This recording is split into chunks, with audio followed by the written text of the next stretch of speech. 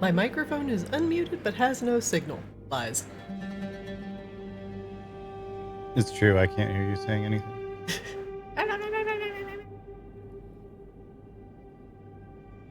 I just want to comment on this very beautiful, very large entryway map. Yeah. I like this map. Good map. Very, very fitting for what I was envisioning for City of Jewels. However, the interior I had to make myself.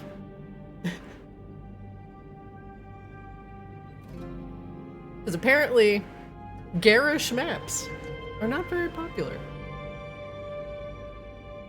Well, that doesn't sound like RP to me.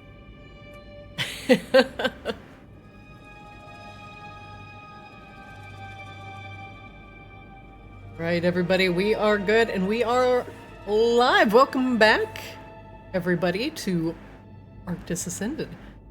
We are currently in the middle of our, at the tail end of the Plane of Earth arc, and I've just noticed a glaring issue with my map that I'm going to overlook for the sake of the session.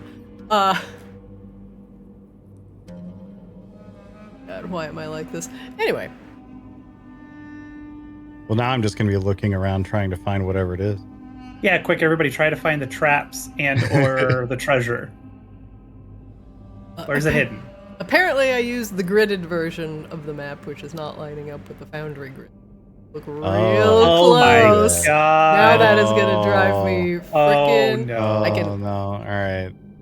Delete the whole thing. Throw it all out. delete the map. Uninstall. Literally unplayable. Coslow perma. Unplayable. Now I've pointed it out. Now all of you can see the lines. You owe us all check treasure. I this. think 1,000 gold each will be sufficient. No. Wow. Wow. I'm being We will accept bamboozled. platinum if that's easier. Look. For you. Hello, Look, yes, Corbella Dwarf has Cop Coslow? kobolds. I have a case. Corbella has so many kobold mouths to feed. And a horde to feed. God, she does. Alright. Let's double check. I had a weird error message. Make sure that we are good and live.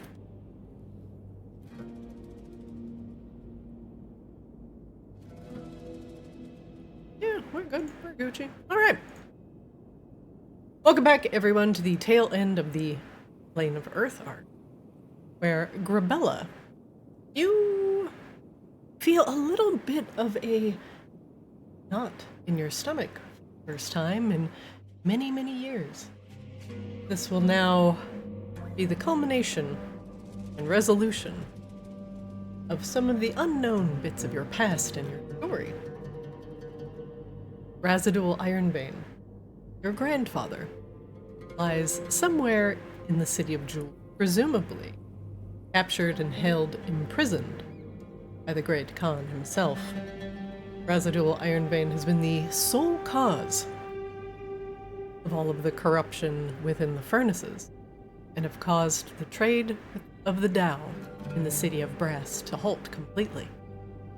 And with this dishonor, the rest of the genies have thrown out the Tao, and the City of Brass has gone into disuse. The only portal that you are aware of to the Nine Hells currently resides in the City of Brass.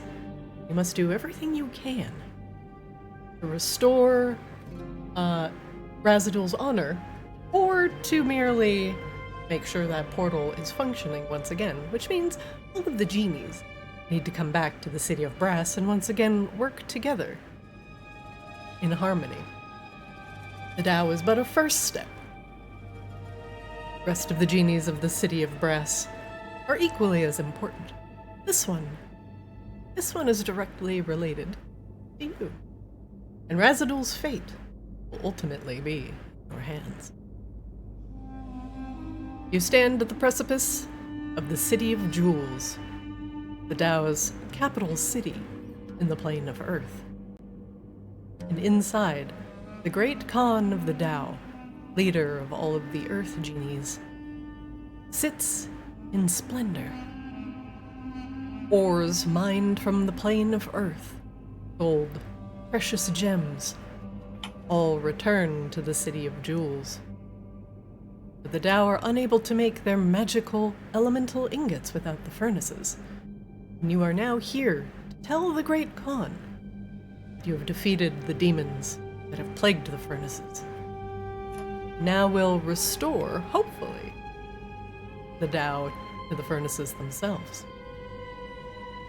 Now what you do from here is ultimately up to you. But think about how you want to resolve this. And remember, the ultimate goal is to make sure that the portal to the Nine Hells in the City of Brass once again open. You can put an end. So you can get the venom of Tiamat and put an end to all of these terrible things happening in Arctis. Notably, the slow.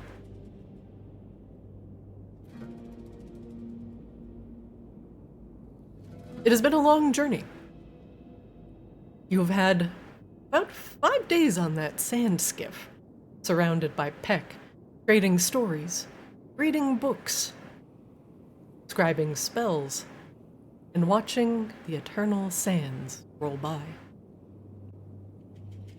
As the Peck have pulled up to the City of Jewels, they have offered to park the skiff for you and allow you to go in. A large precipice lies before you, a bridge gilded in gold, and long, unused, you can see by the mounds of sand that lie upon it. At the entrance to the great city are 2 curious-looking guards with hair of snakes. And overlooking the massive gates to the city is a decadent Tao draped in silks and gems, attended to by a single Peck, who watches the goings-on curiously.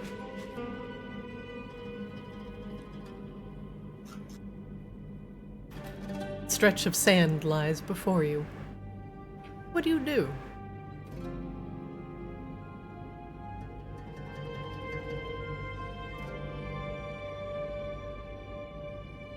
Wasn't one of the elder Peck guys supposed to come with us and introduce us and corroborate our story?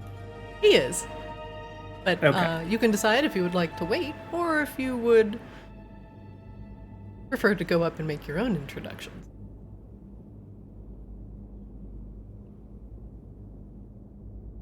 Well, Rain's a queen and doesn't make her own introductions, so Entirely fair. who's introducing us then? Who's our herald? Yeah, it kind of seems like waiting for the dude's probably the smart choice here, especially considering we may have inadvertently pissed some Tao off in the past. That's entirely fair. As you sit on That's the other fine. side of the bridge, the Medusa guards watch you warily, but do not make a motion to come and greet you. I was also thinking of a good opportunity for Swab to, show us all that book learning he just did. True. How to brush your teeth and comb your hair 101. Bump up that charisma. He does not have man. either of those, by the way. He had to No like teeth, he no had to, hair. like yeah, he had to adapt those sections of the manual. Like Shine your beak, yes, part your polish- feathers. Polish beak, Karen. All right. Swab, do I smell body spray? Ah! Swab will walk forward. How about...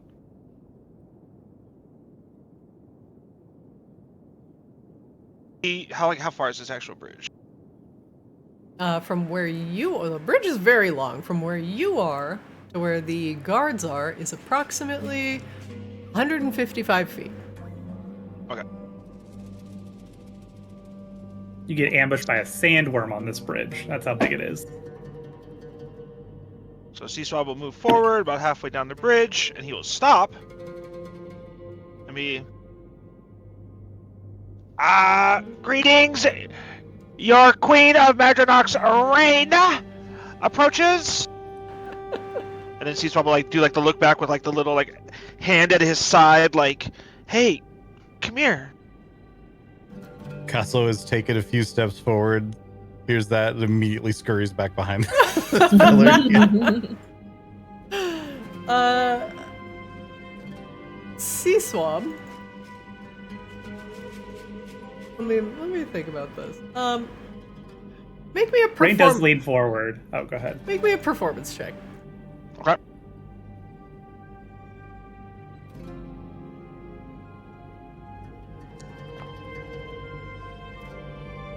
It's pretty good. The Medusas glance sidelong at each other and lower their weapons slightly. It is rare there get mortals here, and even rarer that one would self-proclaim them royalty. One of them lifts a hand and beckons you forward, if not hesitant. I just want to clarify. Did not self-proclaim. That's why Rain has a herald. Okay. Good clarification. Swab will approach. That's official. That's official shit. The Queen. Let me think for a second. Now, one thing while you're thinking, one thing I do want to remind you of is through all of the little snippets of lore that you've learned about the genies, that they love honorifics, especially the Tao. Status to them is everything. So the greater you embellish, the more impressed they may be.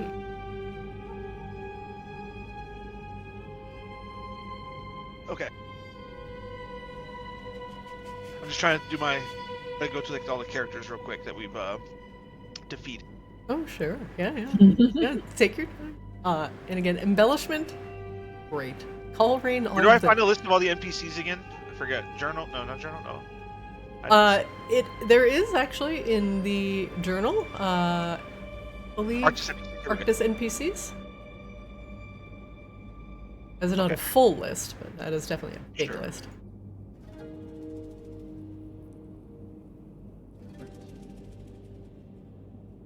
So Swab will get closer. I, Swab, Herald of Queen Reign of Madronach's, the prisoner of Narcissus Soulblight, or prison guard of Narcissus Soulblight, the controller of the furnaces in the plane of fire, vanquisher of the evil of House Hamaki, approaches. 1 out of 3 is okay.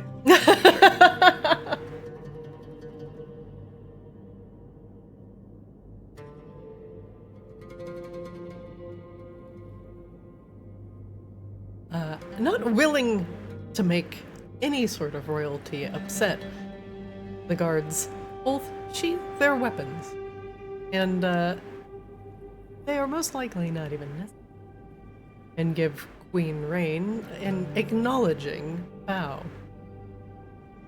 The right one hisses softly. What is your business in the city of Doom? Rain makes No, not the Tao. Is this the Tao is here? It's the guard on the, let's say the guard on the right. The Tao above you says nothing.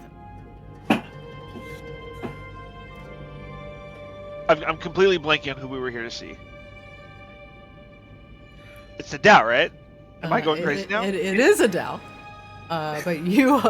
It's not the Tao, it's a Tao? It is the leader of the Tao, the Great Khan. That's right, Great Khan. That's the word I was looking for, was Khan. We need some dowsing rods. My god, he's here. Wagdoodle is out of the bag. Queen Rain requests an audience with the Great Khan. Do you wish to trade and bring penance? Sure.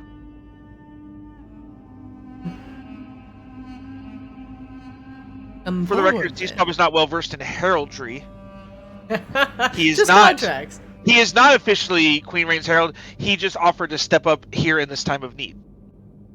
That's the price you pay for getting your charisma bumped, buddy. Sorry. Mm-hmm. We'll send you to remedial herald school later when we get back to Maginox. The guards are a little confused, a little cautious. They were not notified, clearly, of whatever is going on here. Step forward, then, and show us what you have brought the Great Khan.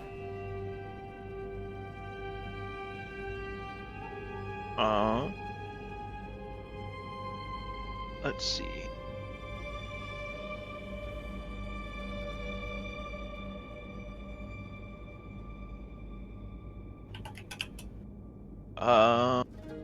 What do we have?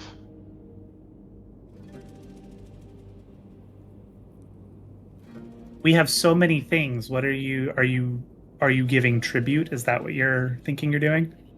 No,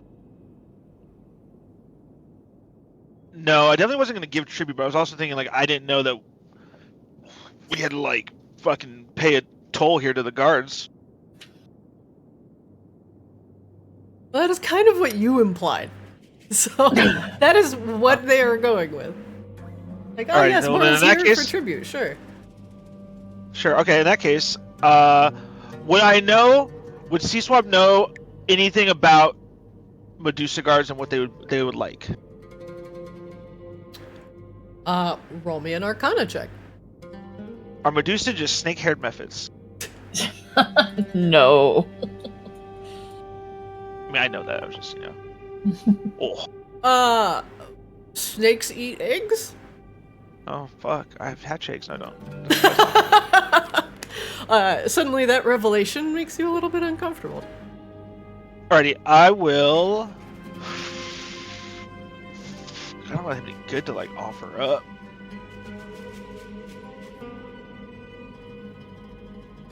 I guess I could try that.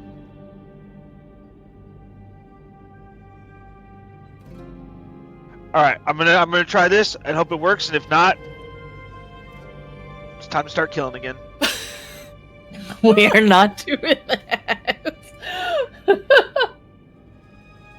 Alright, so C-Swab will pull out some of his pride silk that he has. As it being like the deep royal, like, purple, right? Mm-hmm. Kinda? Mm-hmm. And then, C-Swab's gonna, like, pull some out, and then be like, "We have come to show the Tao!" And then, like, C-Swab's gonna, like, realize that he's in a pickle. He's gonna be like, "We have come to show the Great Khan some of our finest garments that we are now making just for him." C-Swab will kind of, like, look down and look away, like, "Fuck, I don't know what I'm doing now." Red will cough into her head. Harold. C-Swab's gonna look back like, "Ah, I didn't attend the heraldry class." The guards are very confused, look at each other quizzically, but seeing the offering of silks, they give it an acknowledging nod. Believe the Great Khan is always in need of fashionable silks. Alright, we're gonna Emperor's New Groove list, let's go. This got very strange very quickly. I'm sorry. Are you here to make an offering, or... The guards seem equally confused. Or to hawk your wares? We are not a meager bazaar. Rain, refusing to speak with the help, steps up to see Swab. and leans into his ear so he can relay to the peons in front of us. We're here to discuss diplomatic relations, Swab, with the Great Khan, as it pertains to the furnace. Oh yeah, right. Mm-hmm. Yep. So Swab will do like the head nod in acknowledgement of somebody telling him in his ear, and then he will he will straighten back up. He will stuff the pride soak back in his pack, make sure he is straight. He will.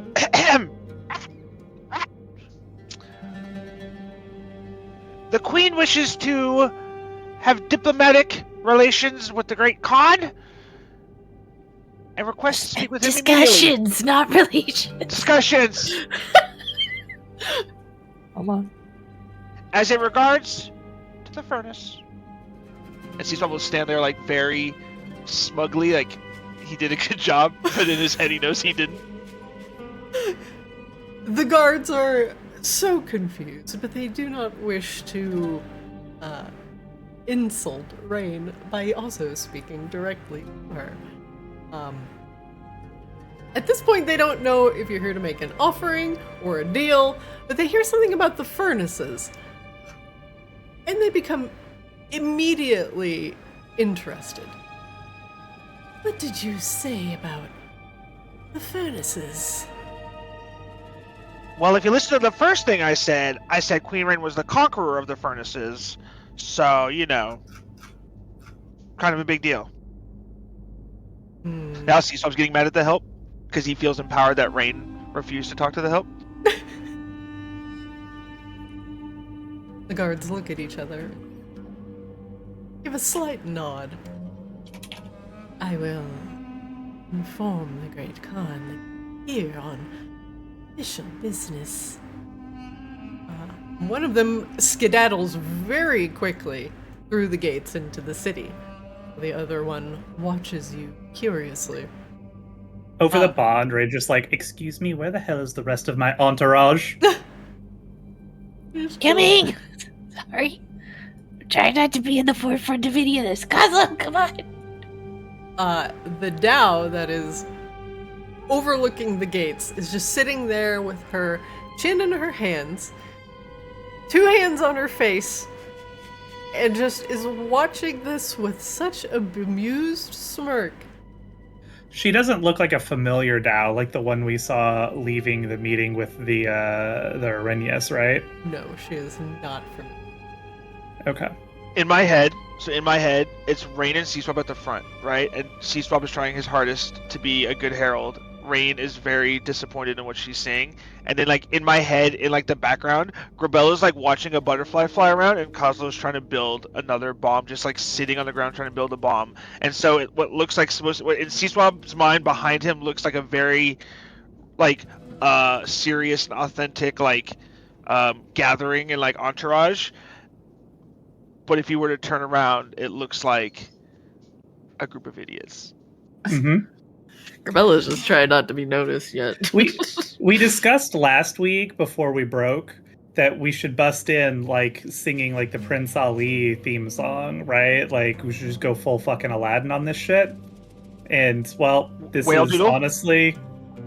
about accurate for I think our capacity to pull that off. You don't have 16 elephants, llamas galore, bears and lions, a brass band, and more. Where is it? Peacock, she's got 53. Seaswab would, like, push up his non-existent glasses and go, actually, the Dao and the Jinn can't grant wishes like that, so we wouldn't be able to actually do that, and it wouldn't be lore accurate. How long do you wait? Oh my god, it's a whale doodle. He's here. So after about 5 minutes, Seaswab will look at the guard here on the right and go, how much longer is this going to take? The city of jewels is large. The guard will be telling the Great Khan of your... She's very much searching for a word. offering, if that is what it is. It's an offer of diplomacy. Yes, it's exactly what I said at the start. Was nobody listening to me? Also, Hey. wasn't this Peck Stonemaster like literally on the ship that we came here with? Like, Yes. is he just taking his sweet ass time disembarking? What's going on? Apparently, he's valeting the sled. He's valeting the sled. He's got that worker's entrance on the side of the building. You didn't go through the front gate. Although, And where is my litter? I should be born in on a litter. Speaking of which, now that you are waiting about 4 minutes later, the Stonemaster very much hurries up the bridge behind you.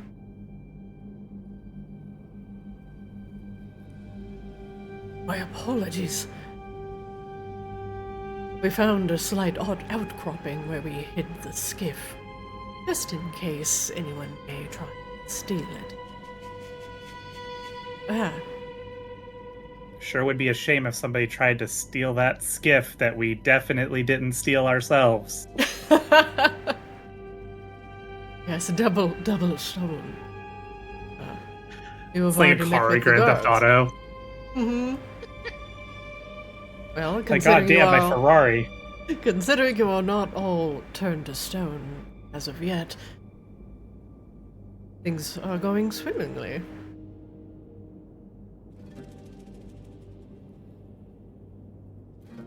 We may need some further clarification briefly, but so far so good. A couple of minutes later, the guard comes back, whispers something to the other guard, and then resumes her post. The Great Khan wishes to see you immediately. Please, follow me.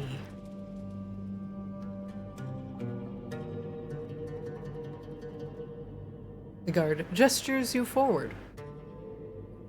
Ah, well, looks like you have everything handled. The Stonemaster Stick brings around, up we the won't have rear. it handled for long. Well, come. We shan't keep Great Khan waiting.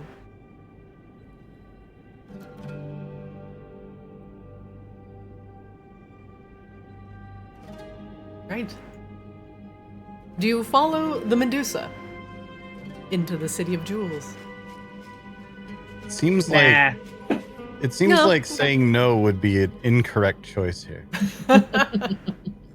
It's like technically you can tell the Lich Queen from Baldur's Gate 3 to fuck off, but she'll just kill you if you do that. Mhm. So, yeah. Basically this. Right, one moment, please. The illusion of choice, if you will. It is very much an illusion of choice. Oh my god, it is Agrabah. City of Mystery. That's Luke Golain. One moment, please. Let's put you all on the map. That's like Luke Golain after a decade of gentrification, maybe.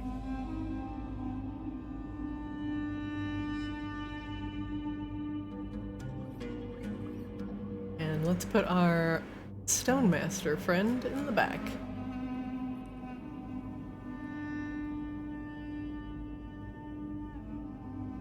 The guard leads you through golden barred gates, which close quickly after you enter. The entire city glimmers in the sunlight. Every visible surface and domed tower is gilded in gold and gems. The whole city scintillates in the sun. As you are led towards the largest palace that is on a rise, the guard gestures you forward, and more Medusa at the front open the doors to allow you inside. With a shared whisper between them, they give you sidelong glances and shut the doors behind you. Inside the palace is just as opulent as the outside.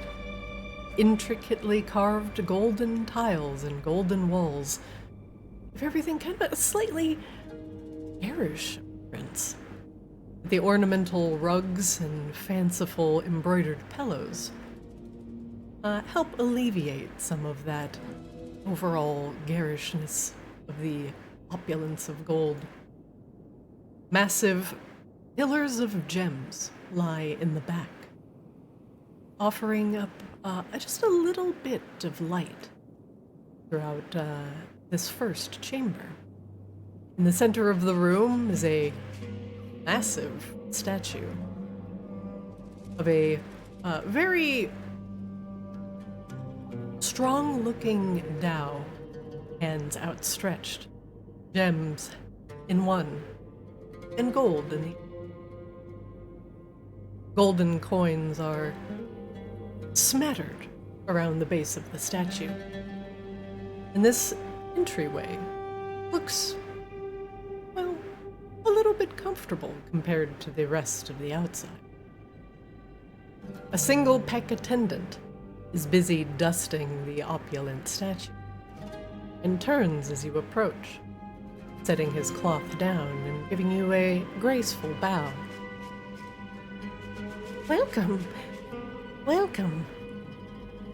It is rare we have mortal royalty here in the palace. I'm here to show you to the Great Khan's chambers. The Peck and the Stonemaster exchange a knowing glance, and the Peck attendant's eyes widen slightly. If I may, Herald, He addresses Swab. is it true? Are the furnaces cleansed? Yeah, Rain did it. And he points at Rain. Sorry, Queen Rain did it. Queen Rain did it. He heaves a sigh of relief. And many of the Peck, too, have been saved.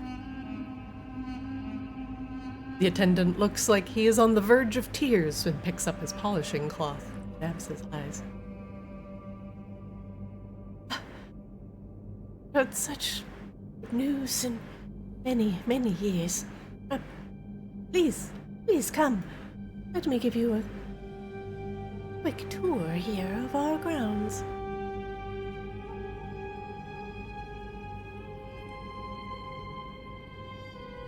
Please, follow me.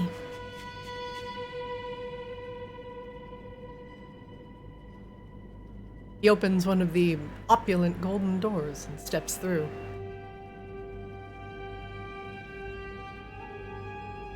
I am honored to receive the heroes of the furnaces.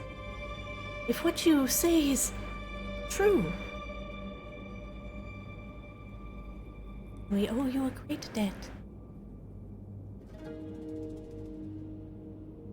The golden hallway is more than wide enough for two of you to stand abreast, or for a single Dao to walk comfortably. Here in the City of Jewels, this is the palace of the Great Khan.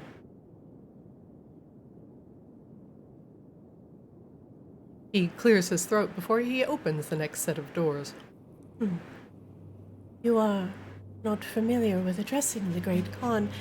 Any of his flowery titles he is very, very fond of. But if you wish... Oopsie, Swab's taking notes. Flowery titles. He was such a chrysanthemum Khan. Not quite like that, no. He prefers things such as magnificence or your radiance. And I humbly advise for you to be humble in his presence. He will welcome you much more warmly if given an offering, for his empire is vast and profitable.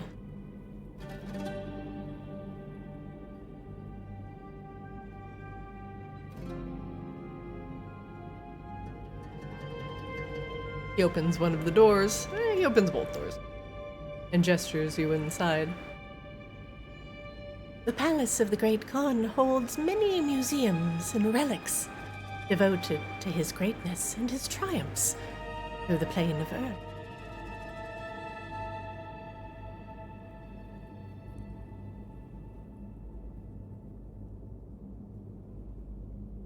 Please, come in. Do not mind the help. But anyone that you see here that is not Dao are attendants and are ready to wait on you, hand and foot. He gestures to a massive golden sarcophagus in the center of the room. Many of the enemies that have fallen before the Great Khan now lie here in the palace as a reminder of the Great Khan's strength.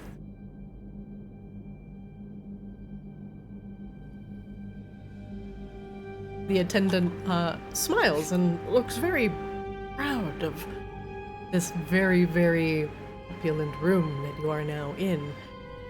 As someone that does not look like a peck, he looks more like an earth ganassi, with rugged skin and tightly cropped hair. Is busy polishing some of the relics on the east side of the room. The City of Jewels is known for its, well, jewels. And I must warn you, though everything you see here is a feast for the eyes, it's not one for the fingers. Or if anything is taken from the City of Jewels, magically enchanted gems will notify the Dao immediately, and they will know if anything is taken. So please, your hands to yourself.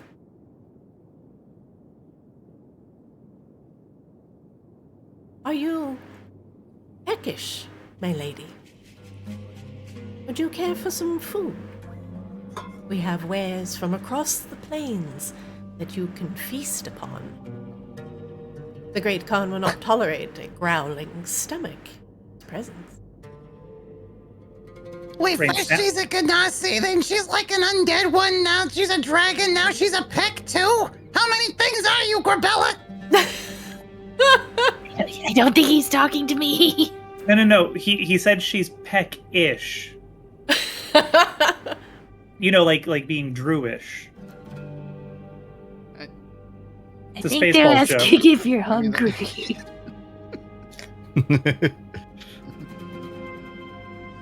Yeah, raid Does that make snaps me, for like, C Swab. dragonish? Or please, if you ache and are wounded, and are on the verge of trembling in the Great Khan's presence, we have a hot spring where you can rest your weary bones. We know that mortals tend to get tired after such long journeys. What shall it be?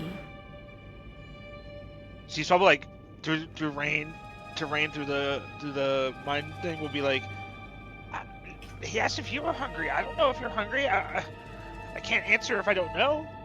Yeah, we have to maintain illusions though, so you have to speak for me.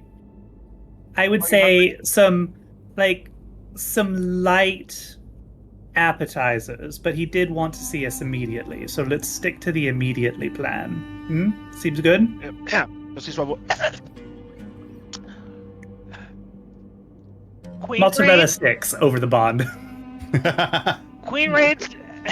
Seaswab will kind of like smirk like halfway. And go, Queen Rain declares that she would not like to keep the Great Khan waiting, as he has requested our presence, but she would enjoy some mozzarella sticks.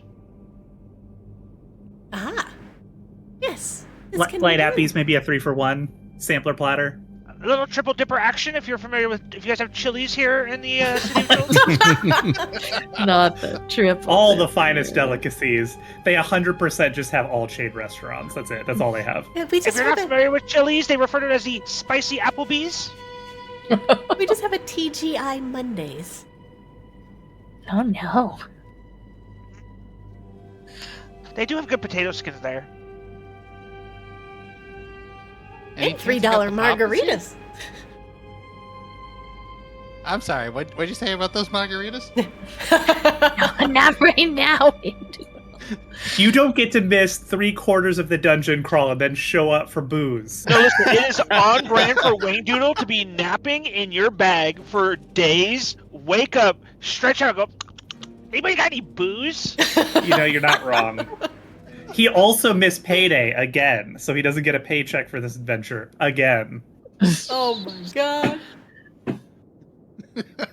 Come, let us We show literally you. are just paying the intern in booze. That's really what's happening. It's true. Yeah. Then, I mean, it's working. please, my lady, and your attendants, come join us in the kitchens, where we can delight you with our culinary expertise.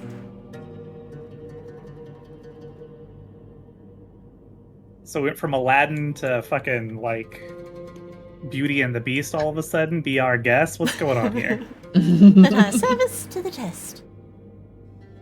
Why does your head make you look like a candle? Were you not a candle before? We are all formed of the igneous rock here in the plane of Earth, given life by the breath of the Tao. Oh, so they say. Do you guys have names? He shakes his head. We are but lowly servants to the Great Khan. You may address us as servant or help. Okay, help. What, if you needed to talk to this guy, and he points at the peck over there, he goes, how would you get his attention? Ah, well, to each other we speak in the language of the stones. His name Okay, so sounds does he have a name in stone? Yes, his name is Pumar. Oh, I'll call him Chip.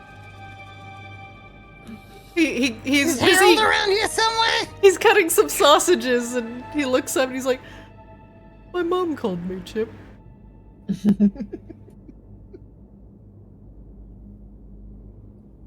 Nobody liked my rock chip joke? Oh my god. It was pretty good. I missed going to where the kitchen was. Which direction was it? Left and up.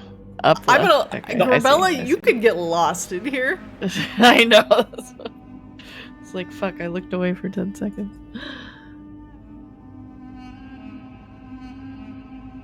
Listen, if this language of the stone sounds a lot like French, I'm going to start getting very suspicious. Ah, yes.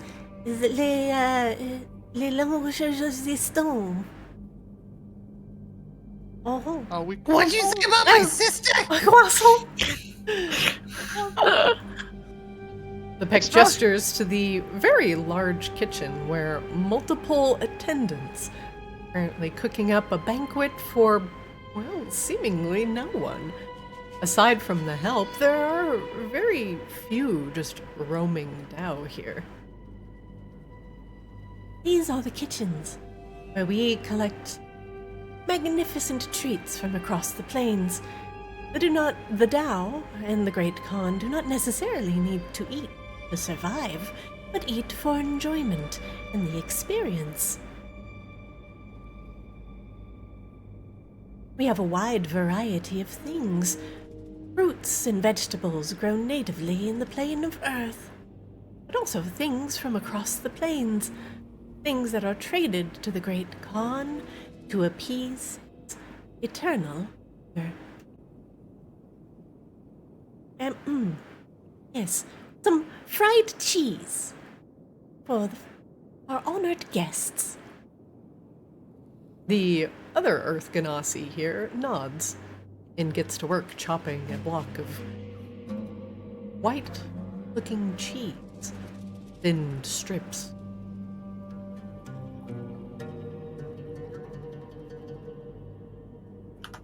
The Peck comes up to Grabella and looks at her, very intensely.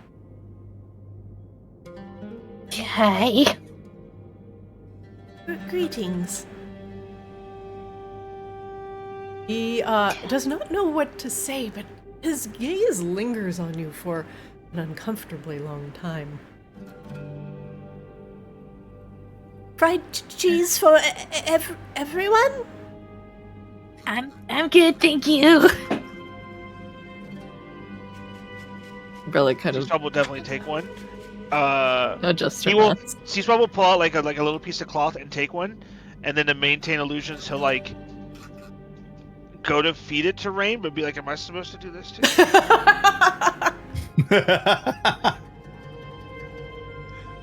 Rain will take it from you with her fingies. She's just gonna nod his head. Okay, got it.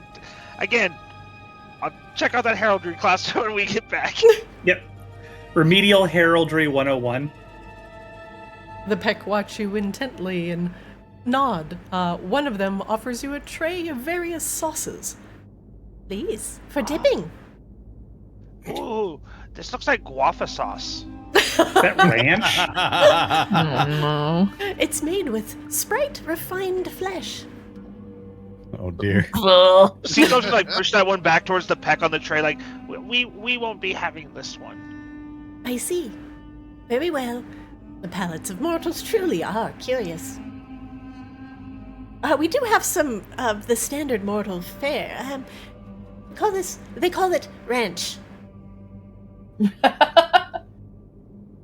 We hear it's very common in most mortal societies. I'm sorry, we call it Arctis sauce. It's actually not allowed to legally be called ranch unless it's from the ranch region of Arctis. Yes. This is why we call it Arctis sauce. Yes. Otherwise, yeah, it's just sparkling Arctic sauce. Sparkling art. Very well. Are the fried cheeses called cos sticks? Mozzerella. Since Mozzerella. Coslow invented them. Well, Coslow's Den invented them. Yes. We hope this pleases our royal court. Will that be all for you? Anyone else Yes. feeling peckish? But Very well. Then please. Follow me.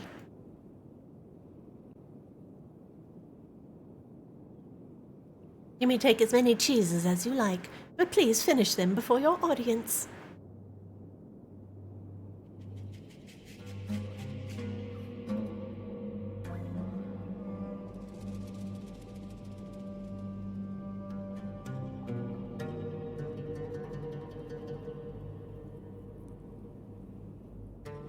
He opens another hallway to the north.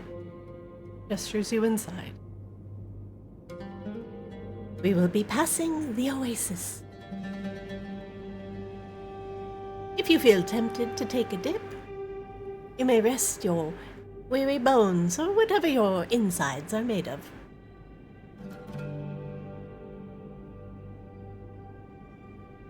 Inside here is a very large, bubbling hot spring, and as soon as you enter, the humidity and smell of sulfur overtakes the room.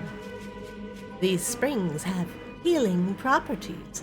The sulfur cleanses the skin and nurtures weary bones.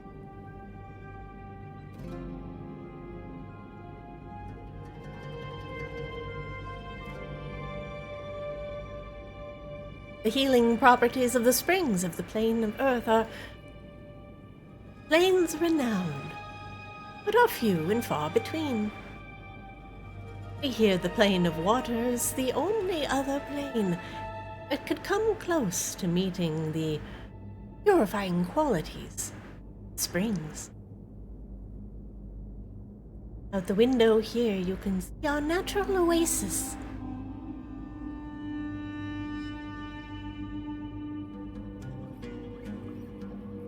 There's another Ganassi here who is cleaning.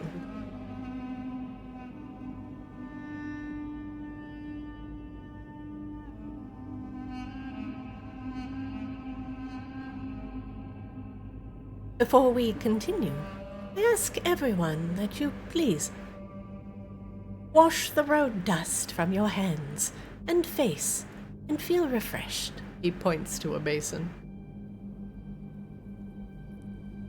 The basin is full of cool, crisp water and is constantly flowing.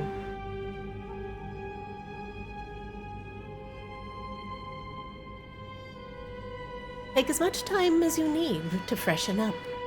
We will be entering the royal chamber of the Great Khan shortly.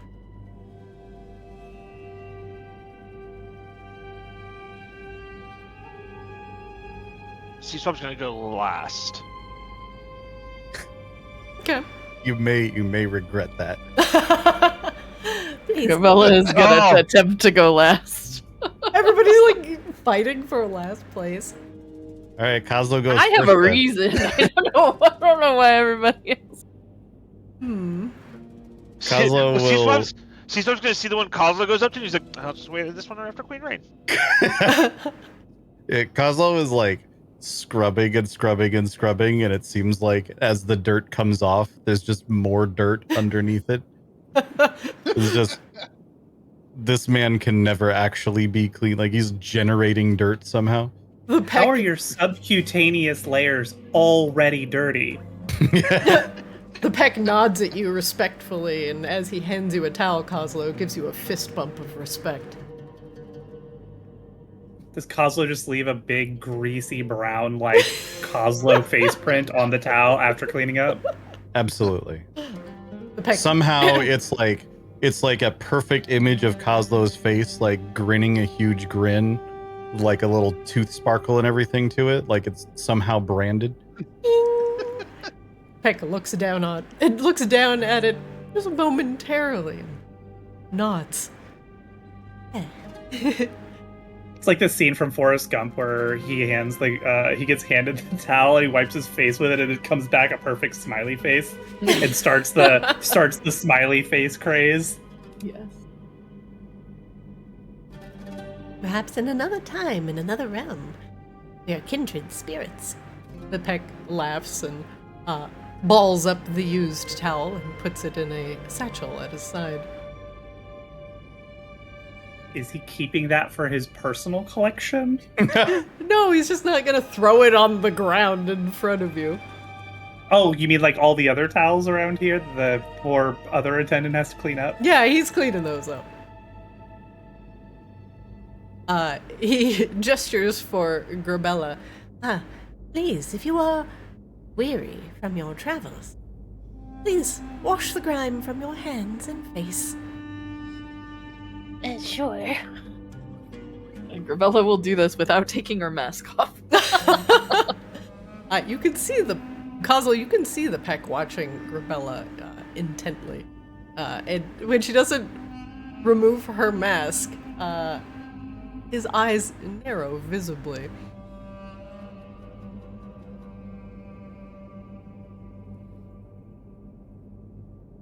He goes over to Rain, Sea Swab, and Wang Doodle. Are you all fresh? So Sea Swab's just gonna be like, so Sea Swab's in a predicament in his head right now where he's like, he doesn't want to offend the Khan, but also he needs to clean himself off, but also he knows how embarrassing this is gonna be, so he just says, alright, screw it. And Sea Swab's gonna like take off his robe and full bird bath it. I wanted to go. I'm sorry. Please, there's a much larger bird bath here.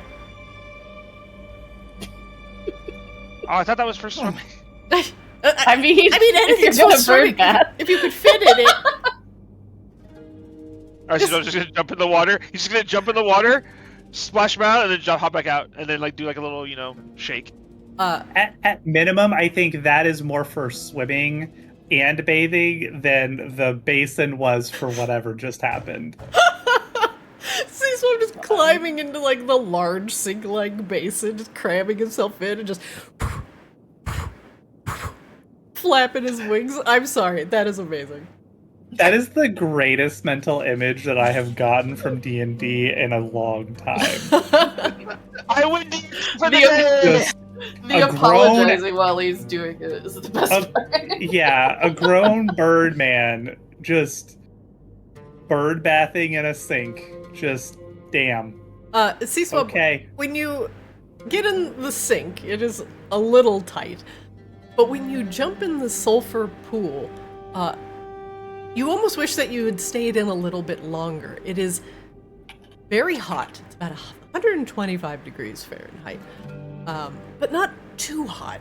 And you instantly feel your ankles start to loosen and your muscles in your legs and your thighs start to unknot. And then you climb back out and glance back at it, almost longingly. It is a very, very nice tub. The attendant hands you a towel. Yes, here. She's what home.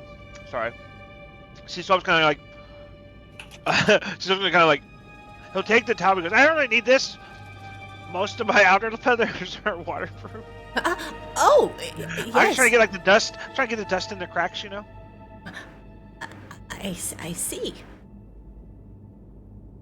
Sea Swab's like feathers, I guess. Now that I'm thinking about it, would be like super like matted from all of his years at sea. So like, you know how like you see like a show dog has like perfect fluffy or whatever hair, like where like you breed a dog is like fluffy or straight or whatever. And then like you see like somebody who has like a normal dog and it looks like a little, not ragged, but like a little just more like wiry. Yeah. That would be Sea Swab, where it'd be like his would look way more almost like if you saw a regular Kenku, their feathers would be what you would think, and then Sea Swab's look almost like stray doggish, because you've never actually seen like his body feathers, right? But they like just years at sea have made them all. He looks like the pigeons you see in Vegas that are like a little ratty, just a little matted. I'm sorry. I just want to clarify. So we just saw Sea Swab full nude. That's what just happened here? A little bit. he had like shorts on underneath. Okay. Sea Swab, the lower part of you, at least the part that has been submerged in the sulfurous water, is much cleaner, noticeably, as you begin to drip dry. And if you give yourself a good shake, a lot of the road sand and salt that has been accumulating underneath your feathers for who knows how long sloughs off easily. The attendant is busy dabbing up the water on the floor. Yes, very good. Very good. As for the rest of you, Wangdoodle, Rain, do you freshen up in the bird bath or the larger bird bath? Well, I kind of came over here to use it before it was polluted, so yes, but very lightly, very lightly. Okay. Wangdoodle? Hold on. Do I have purify water? Yeah. No, I don't. This is actually also just what prestidigitation is for, just like poof. I don't think he Glorious. has that either. That's not on my list. Ah, what a shame. You know what? That was quite a bender that I was on. It's I don't. We just gotta splash the face a little bit. Okay. Yeah, Wangdoodle, you have bag hair. Oh, my goodness! Excuse me. You have been in a Wangdoodle bag just for kinda- several weeks. Well, Wangdoodle will reach up, grab the rim of the basin, just kind of do a pull over, and just dunk full head into the bath. sploosh. The cold water is shocking compared to the very dry desert environment of the City of Jewels. And you see a lot of the residual sand from your very long trip on the skiff settle at the bottom of the basin once you remove your head. You feel significantly refreshed. Swangdoodle comes up. He does the head snap back thing to get the hair scales in place. Ah, beautiful. The peck hands you a towel. Easy breezy, beautiful. Cover, kobold. Cover whale. Cover whale. I was gonna go cover doodle. Very good, very good. Now that you all are fed and washed, you can now have a proper audience with the Great Khan. As a reminder, you may refer to him as the light of the City of Jewels, or your magnificence, or your eminence. But please, mind your manners.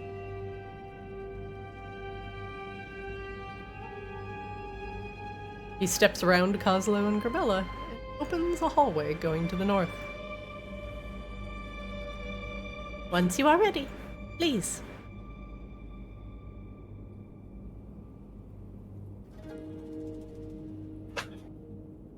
He gestures everyone inside.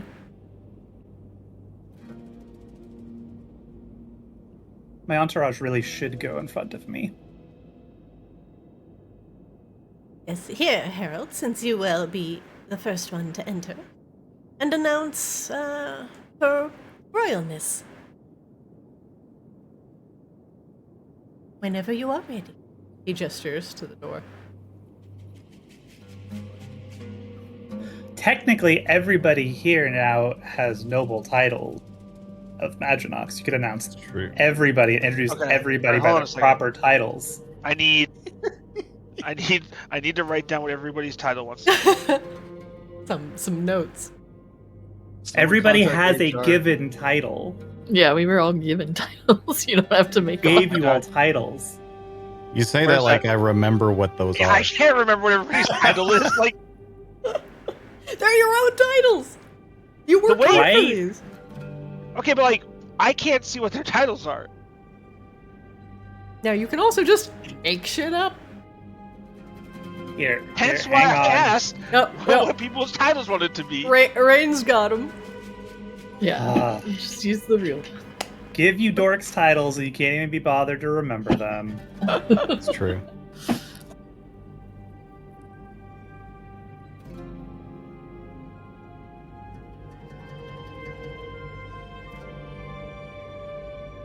Yes, please, compose yourselves.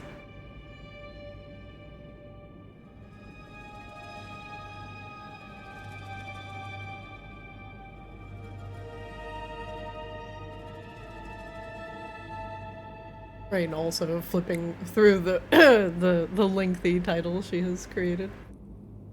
They're not that lengthy. They're very short. They're very short. You have Lord of Coin. Yep. I dropped them in Discord. Okay, perfect. Kozlo's the Lord of Coin. Swab's the Lord of Ships. Wangdoodle's the Lord of Artifice. And Grabella's the Royal Ambassador. Okay, this is of Maginox, right? Yes. Okay.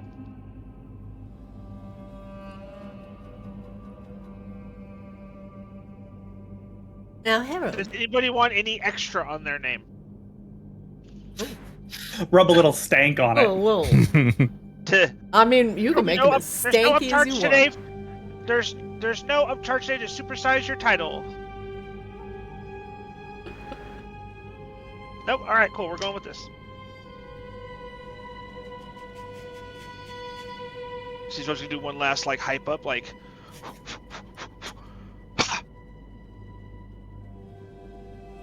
Are we just going straight in with telling them who I am? Is that what we're doing?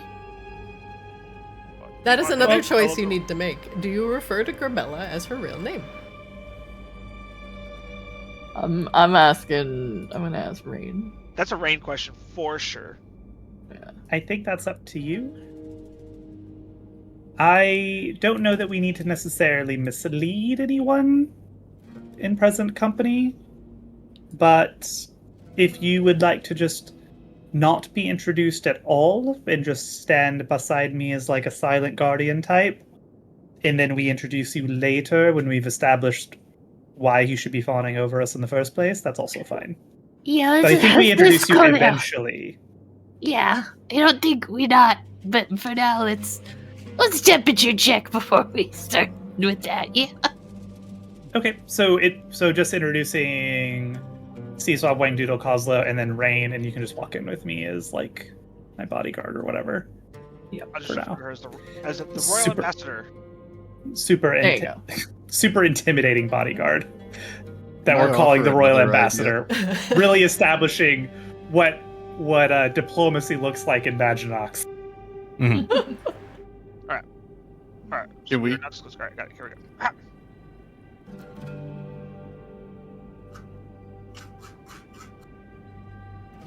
See, Swab will go this way. Now that I've realized the way the room is oriented. Huh. He won't do it in a rude way. He's just clearing himself a little further so he can be ready.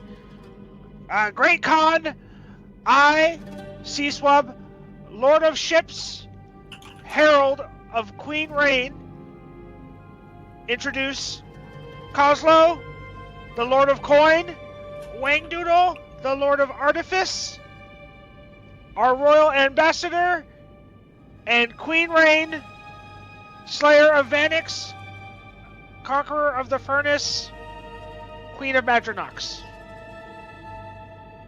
Pretty good. That's pretty good. Ray kicks Wangdoodle in the shin. Right, Go. Yeah, sorry. I had an idea. I was in the middle of thinking. Sorry. Time for thinking is over. Where's our Stone Seer? Where the fuck is he? Your Eminence, Your Grace, the gleaming light of the City of Jewels, I present to you mortals from the plane of Arctis. Mortals, this is the Light of Lights, Gabriel Ali Al-Sarah Al-Zalazil, the Great Khan. Before I continue, there's a couple things I will note.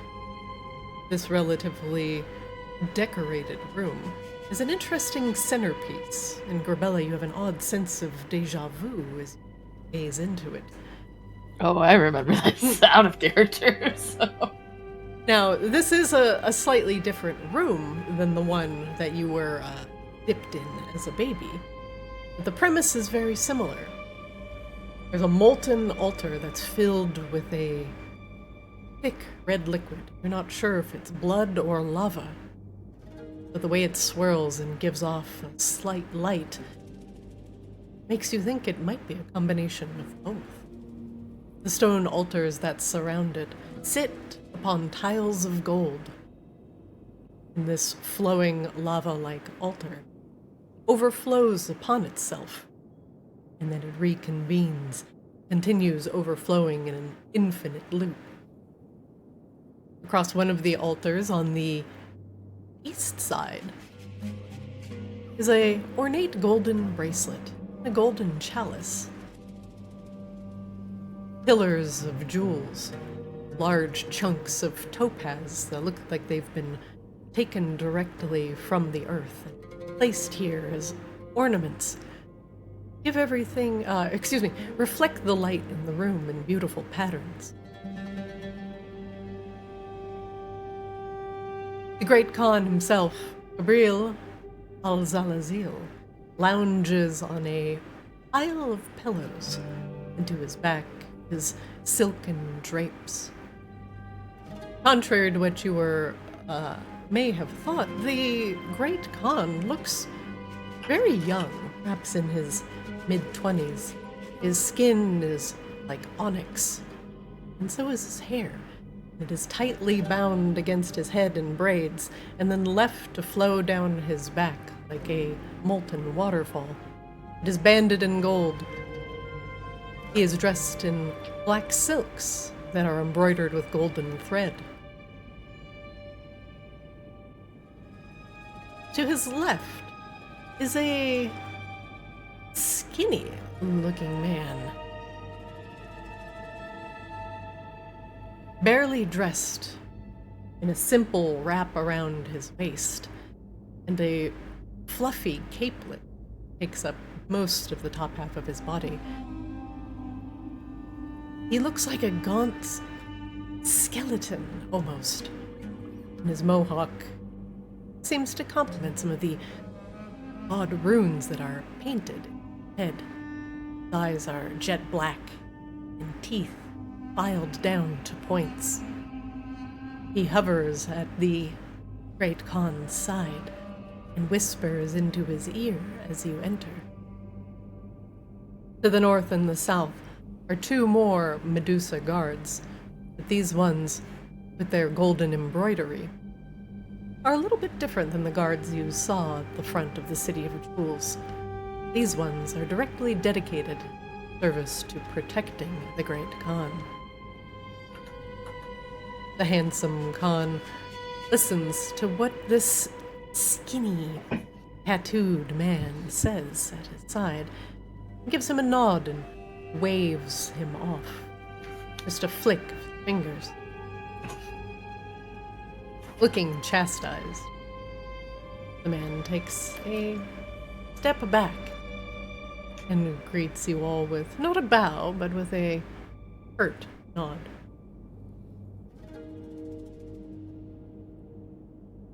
You are dismissed.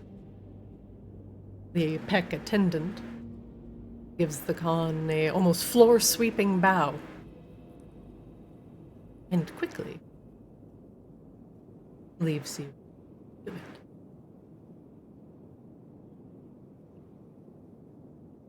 The Khan gestures you all forward, not getting up from his mountain of pillows. Come forward, self-proclaimed heroes of the furnace.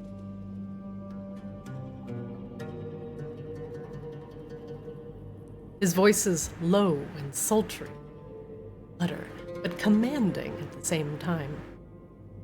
He watches you with bright amber eyes.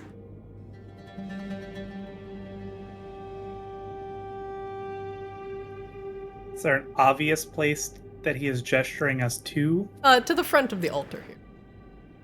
Okay.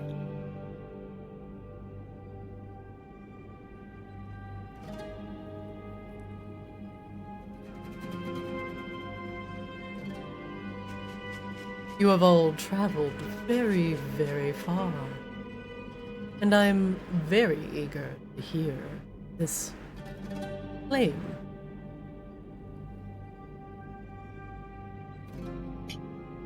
Tell me about the furnaces.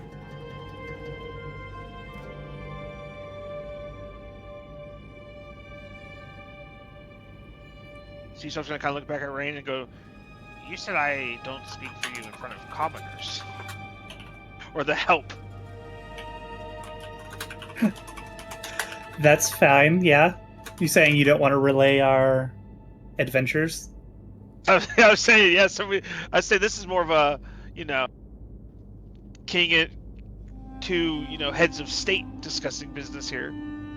Okay, it's fine.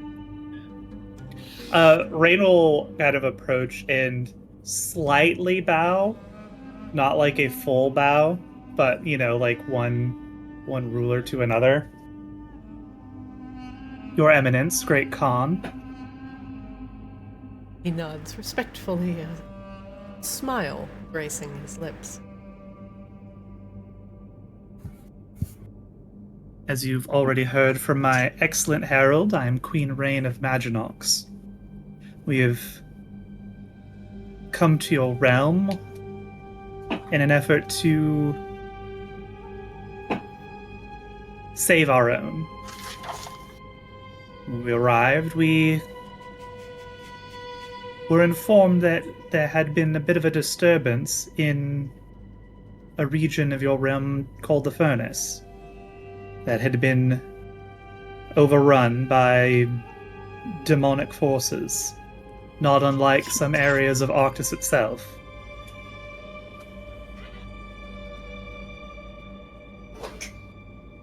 As we have come to seek a favor from your mightiness, we thought it would only be fair for us to do you a favor in turn before ever we met.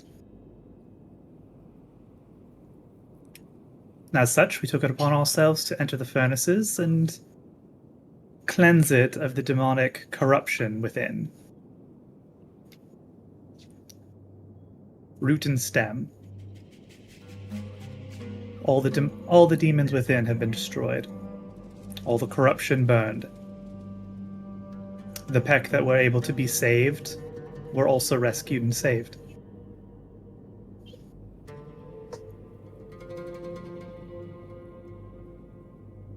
The skinny-looking man to the Great Khan's left once again steps forward and whispers into his onyx ear. Khan tilts his head and listens, his gaze shifting from the strange little man back to Rain. Rain, make me an Arcana check with advantage. With advantage. There you go. Holy shit. Rain, as you get a better look at this strange-looking man at the Great Khan's side, a feeling of dread washes over you. These creatures, he is not necessarily native to the plane, though he is familiar to it. These creatures are known as Sandmen. They are bringers of sleep. They tend to visit mortal realms at night and ensure that mortals experience vivid dreams that can ultimately alter how they perceive reality. It is generally used for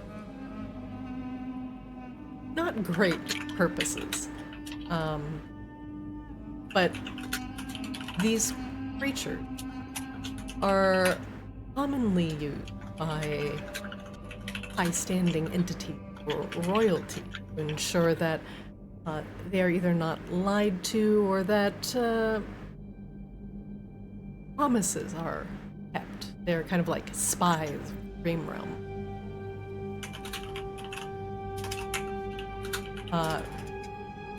Sandmen are both creatures of the plane of Earth and the dreaming, but they are, how to say this gently,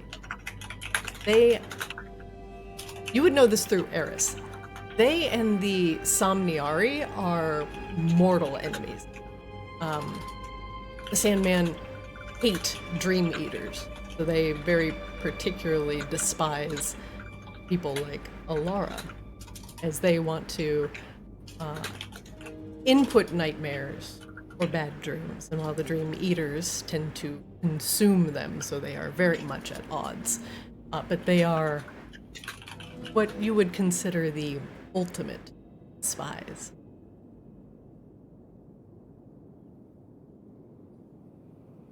Interesting.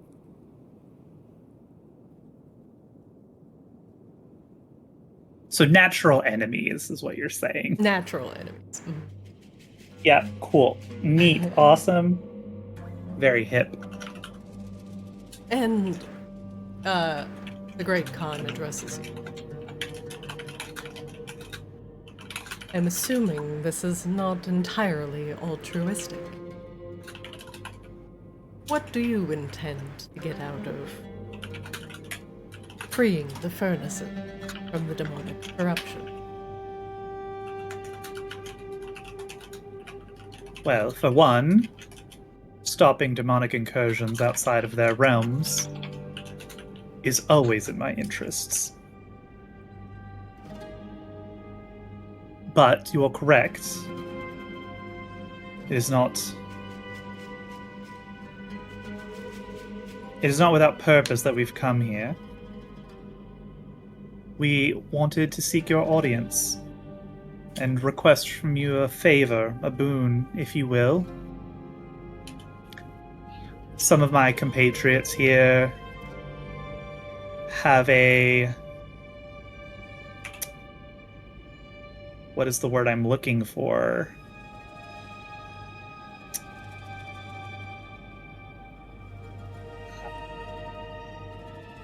A patron, if you will, who seeks to reopen the city of Brass. and we have come to seek your blessing as the ruler of the plane of Earth and the Tao. Healing We word. humbly request this from you, but as I said, we didn't want to come to you empty-handed.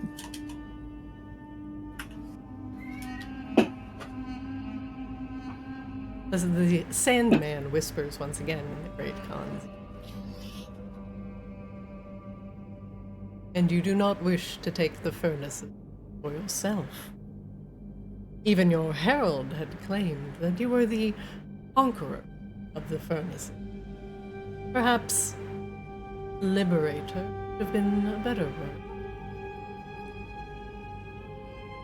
It was my first day heraldry.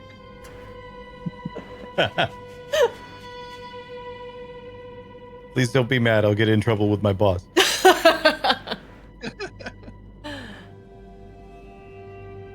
So, you wish to see the Tao return to the city of brass. He leans forward, and as a representative of the great mortal city of Maginox, do you wish to partake in the trade, the city of brass? Or do you mean to simply leave it in the hands of its previous? City of Maginox would, of course, appreciate a seat at the table, as befits our assistance in re-establishing the City of Brass. However, as I mentioned, it is not my primary interest. My primary interest lies beyond the City of Brass. Grabella, I can hear you typing. Sorry, I don't know why my mic's doing that.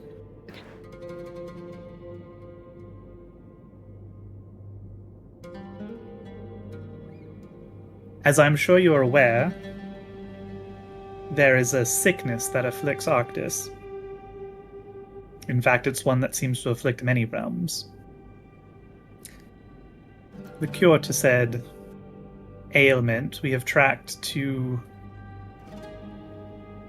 certain demonic realms. That is where our path ultimately lies. The City of Brass is a way station. So you wish to gain access to the portal to the Nine Hells. So soon after you have destroyed the demons that have originated from it. Curious. And perhaps foolish. Well, I'm sure you know, as a great liberator yourself, you always press the advantage when you have the momentum, yes? He nods in approval. The Sandman once again whispers in your ear. What are the vibes we're getting off this Sandman? Is he talking shit about us right now? Make me an insight check. Anyone can make me an insight check if you wish. Want to This will see go well. just what he's I'd up love to be a part of this. Oh yeah, he's talking shit. He's talking shit, but I can't prove it. Alright. I don't usually do well at these, but fuck it. Oh, okay. Me and Mike Doodle did the best. Yeah! Oh, wow. twinsies! With a 12, you don't know exactly what he's saying, but just the subtle facial expression, perhaps the lips of Cabril tightening into a thin line sometimes, gives you pause. Whatever he's whispering, it is not good. My advisor here says you commiserate with the Dream Eater. Is that correct? How do I know It that is. you are not merely sent here to spy on us? To gain access to our phenomenal. Here in the City of Jewels, mortals are so easily tempted by greed. have little use for physical wealth. And if that was the case, I simply would have brought my army here and secured the furnaces myself. Why would I be here offering them to you?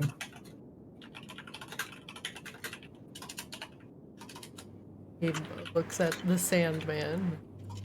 The Sandman is giving you just the ultimate stink face, Rain.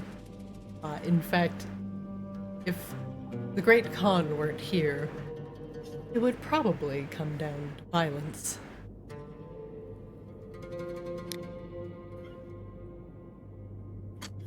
My advisor does not trust your intentions. Notably, you are also in the company of one whose lineage has been so greatly tainted and is the direct cause for the corruption of the furnaces. He looks directly at Grabella. Young one, you can remove your little mask. I know who. The way you carry yourself, the magic that radiates off of your presence in the plane of Earth, the powerful one touch by a wish, easily identifiable, the lineage of my own. Well, I didn't choose to be part of this lineage. I didn't choose this wish. In fact, I'm hoping to undo some part of it. But I'm also one of the people that made sure that things were cleansed. I am undoing what I can on a path I didn't want to be on or be a part of in the first place. It could be considered cruel what your grandfather did to you, or what your mother did. I do not know who you blame, nor do I particularly care. However, I do care for the furnaces and the renewal of the glory of the Tao. For this, I am thankful. Yet, my advisor tells me you may have ulterior motives.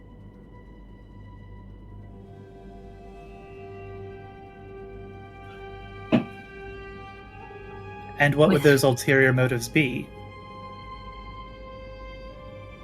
The skinny man wrings hands, speaks in a crackling hiss, as if his throat were parched for many, many years. Mortals, you all want the same thing. Money, power, drives you, haunts you. What will you do with this poison that infects your land? Will you merely just transfer it to ours and make it not a problem of your own? I want to get rid of it. We're not here to shake your hand and stab you in the back. Get rid of it. Where will you put it? I know of this plague upon your land, what they call the Slow. A vile poison originating from the 9 hells. I know that you mortals will be driven to doing anything that you can to save your precious world, even at the expense of others. How do we know you're not merely going to transfer this Slow from one plane to another? Because if that was what we were going to do, I would have done it already. In fact, if I'm not mistaken, it is other elemental factions who have done precisely that. They've shifted the slow from one place to the other. In fact, as I understand it, your own connections with the Earth Ganassi on Arctis have been afflicted by exactly that. So if I was simply going to do that, I would have already done it. Yeah. The fact that I am here and speaking to you clearly indicates that it is not something that I am interested in. We are choosing the harder path. And frankly, the only path forward to actually cleanse this blight. But it's good to know that that's what you would do, advisor, if left to your own devices. I have seen inside the minds of countless mortals. They take the easiest path from point A to point B 100% of the time.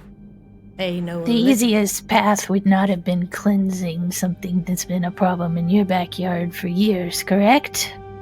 She looks at the Sandman very directly.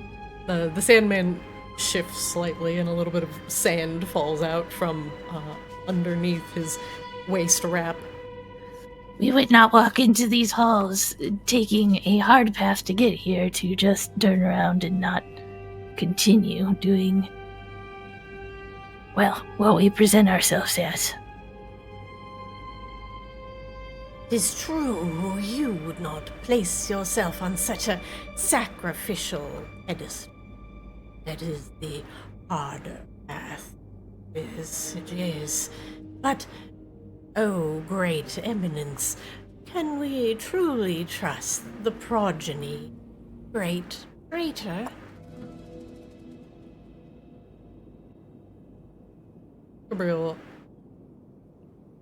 Bella, a very measured look. Have I done anything in any of my lifetimes, Your Greatness, to emanate anybody from my family? He shakes his head. Your advisor seems very of ill intent himself, where we come here with nothing but trying to prove ourselves. He is quite good at playing the devil's advocate, so to speak.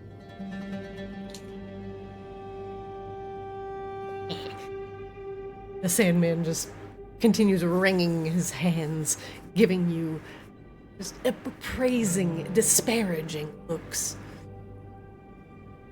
Mortals. I have done everything to separate myself from my family and my legacy. Something they did themselves when they, as you said, put that wish upon me. I have no ties to what my family has done. I am here to fix what I can of it. I will not pretend that I can fix everything. My grandfather was a maniac, doing things that nobody should have been doing.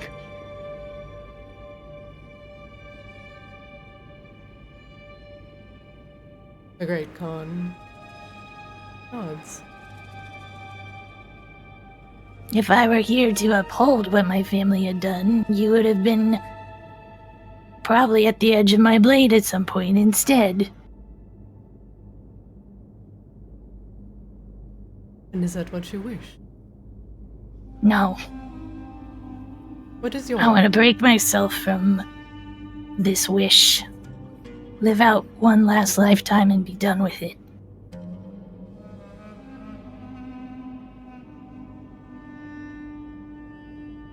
The Great Khan leans over to the Sandman and whispers in his ear. The Sandman looks taken aback and makes as if he's going to shake his head no. And the Khan grabs him by his feathered necklace cape and pulls him forward. Flailing, he throws the Sandman back, who staggers a few steps. And with a glance over his shoulder, squirms off into a side hallway.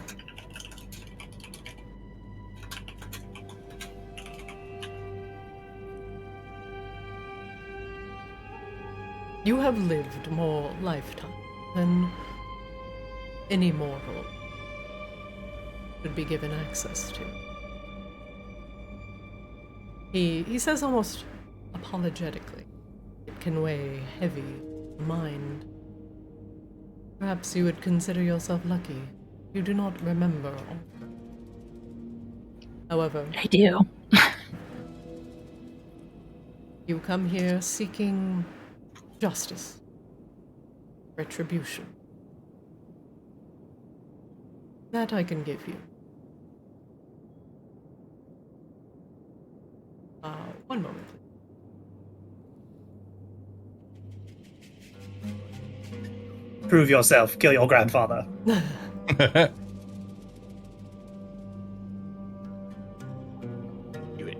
And he's in the audience today. You said he didn't know, but he's been listening backstage. Let's bring him out.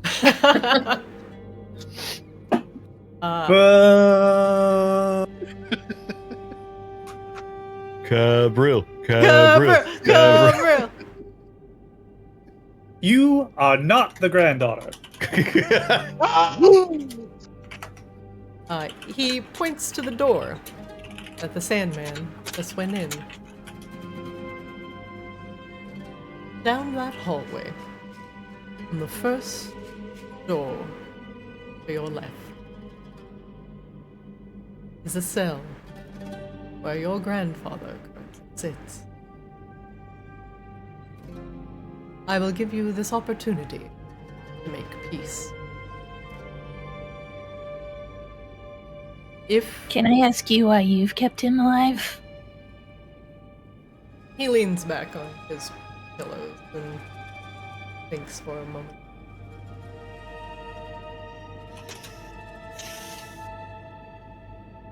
Razadul's manipulation caused multiple problems, especially within the furnaces. I have given him an opportunity to survive, not only to atone, but with the understanding that true justice, true judge, ultimately, should be you. I have been eagerly awaiting this day. I knew someday you would return to the plane of Earth, seeking answers. And if I had robbed you of this opportunity, there may not have been a path where we could eventually reconcile. I understand that your entire existence, in Razadul's eyes, has been as a failsafe in case his scheming, the Nine Hells, has gone awry. If the demons escaped the portals en masse, surely they would threaten not just the plane of Earth, but your homeworld instead. Excuse me, but your homeworld as well. I am not a ruler, nor do I claim to be over Arctis. But the demons not only threaten Arctis, the plane of Earth. He gestures, I cannot be the sole arbiter. If you wish to reconcile, and to free your grandfather and absolve him of his sin, that is up to you. Or you can use all the fury you can muster and put an end to his existence. Who am I to take that from you? You are still blooded of the Tao,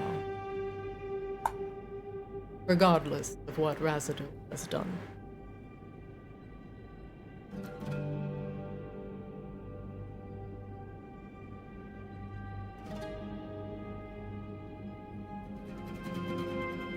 Take a moment, collect yourself, and consider what needs to be done. But ultimately, Razadul's judgment is yours.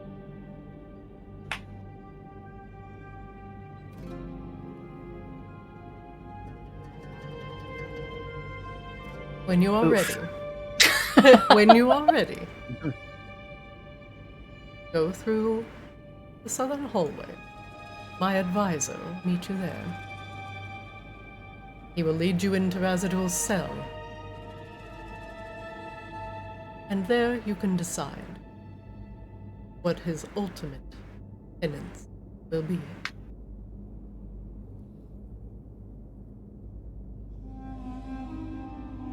Man, I'm like of two minds of this. Go in, have her whatever. Or like not give him the, you know, pleasure of seeing his lineage continue either, let alone even see her in the first place. I don't know. What do you guys think? Ooh. Listen, as a fellow parental issue haver, I don't think I'm in the best mind to really guide you on this one. There's going to be some bias here. Sorry, Rain loves both of her parents, so Yeah. Rain had a very good home life. Kozlo is good with his mom, threw his dad in a pit. Yeah. See, Swab, what about your parents? I was hatched in an egg. You had parents? Who made the egg? Who made egg?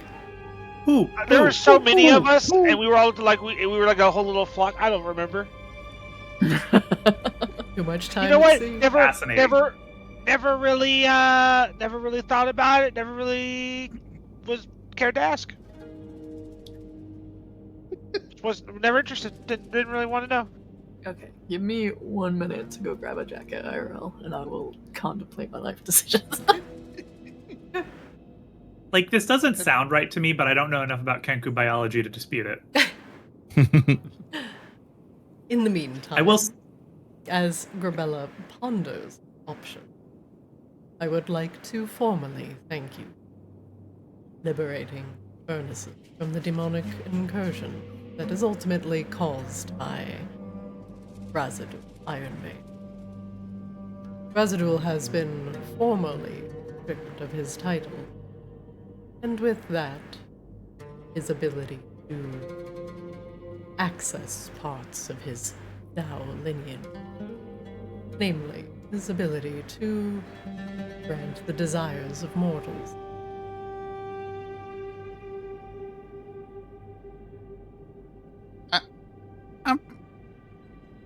I'm sorry, Your Radiant Eminentness, but are you inferring that kind of ability is more to the title and not to the individual? The title and the ability are both granted by me. They carry weight. They carry a responsibility.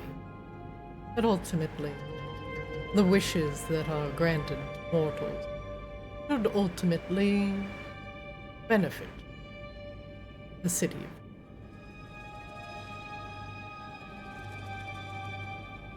Okay. Follow-up question. What happens if a non-Dao gets that title? He shakes his head. It is not possible. Huh, I see. And definitely not stalling for time or nothing. This hallway you want us to go down, with this cell. Is there, like, any other guards, any other cells, anything else down there except, you know, your weird Sandy man? There is a warden, yes. Oh, okay. I'm just curious, you know, just trying to keep things, informed, fair, balanced, maybe, even? If you believe that he is a threat, do not worry. The stone giant that wards our cells is quite capable. If you have any issues, you can simply scream. If we have any issues, that'll probably be the first thing that happens regardless. Well, I don't know anything about if he has any power or anything over me. I assume he doesn't. But I literally don't know much about how my family works other than what he's done.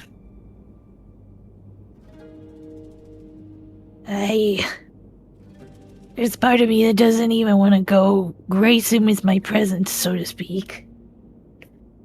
We can kill him for you if you want. But I would hate to, disappoint you waiting for so long as well. I have waited hundreds of years for you to come. I can wait a few scant minutes more.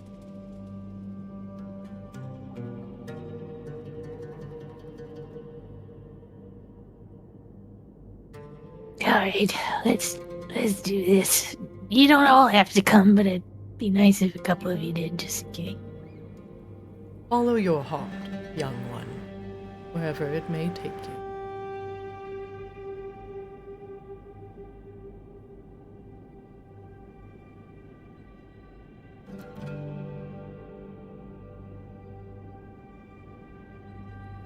Here goes nothing. You said on the left? Mhm. This way? First, the Sandman sits in the small hallway waiting. There's a massive onyx double door. It stands in front of you, banded with iron. The Sandman sneers as rain gets closer. I can smell the stink of dreaming on you. Washes over you like a foul perfume. You should learn a little bit of respect, sir. You're speaking to a queen. She just glares at him like, I'm not putting up with your shit today. Rain had a quip ready to go, but like just puts it right back in the chamber. Nah, that was good. That was a pretty good one. As you are blooded of the Tao, I shall respect your quest. Come.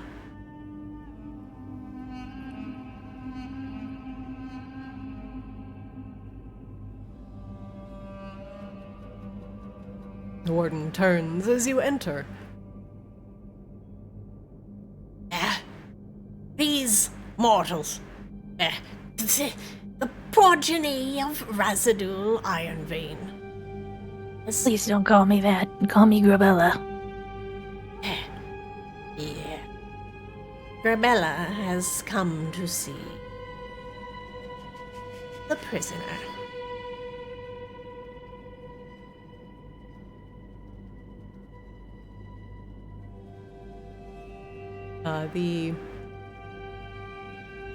One second.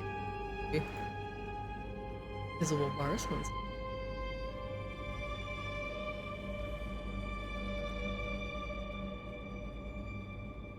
He's all like, yeah, I got a warden down there keeping guard. Lesser Dow warden. Couldn't even spring for a greater Dow warden? What the fuck?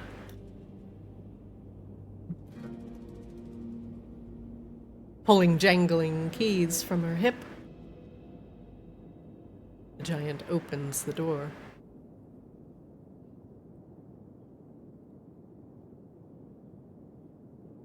If you need anything, simply raise your voice. Sandman slithers out. The Tao warden steps outside, shuts the door. Seeing both of them leave, Kozlo's gonna get his cannon out, just in case. Just in case it comes to it.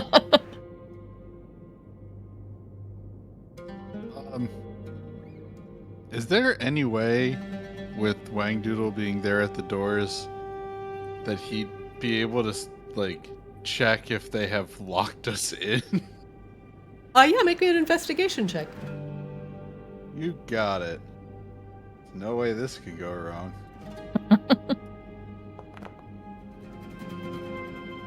Oh boy, that's a really big door. It takes you a moment, but you didn't hear any sound of keys entering a tumbler. You assume it is not locked.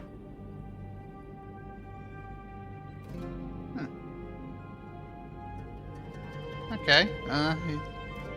Sure. Maybe they've just given us privacy.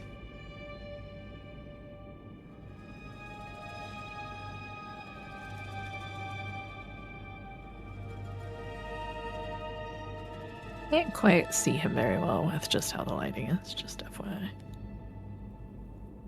He is kind of off to the side. It is hard.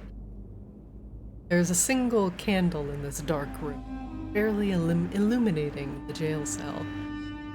The tiles on the floor seem to be made of pressed iron, preventing any Dao from using their stone shift ability to move through unhewn rock, earth.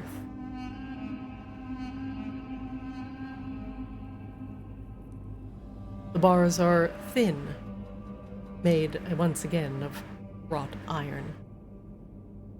The door is barely big enough for a Dao to squeeze in, but comfortable enough for you to potentially pass through.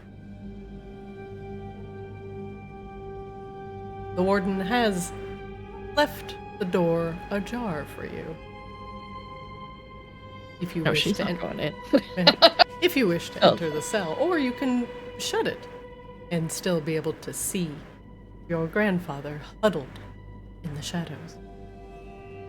She'll shut the door. Well, come over.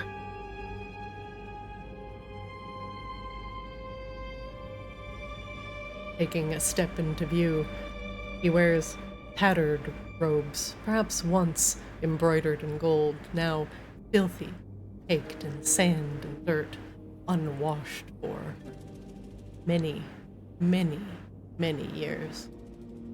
There's a filthy cot in the back, and you can see bits of crumpled paper in his room, notes that have been scribbled upon, discarded.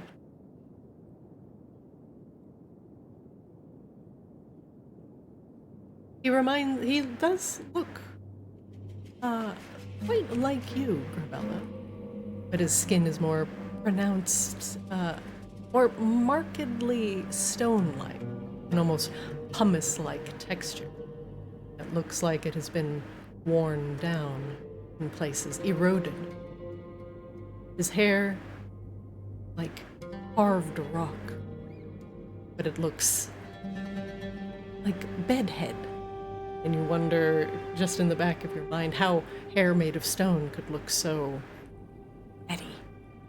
And it too is caked in filth. His age is marked in lines on his face, which look more like fault lines or cracks, as opposed to the smooth grooves of flesh. He stands at about 9 feet height,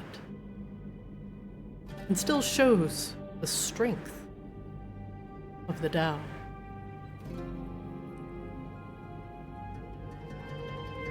When he looks at you, his eyes are gray, just like you.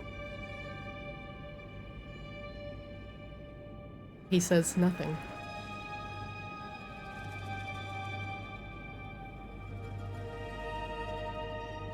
You got nothing to say?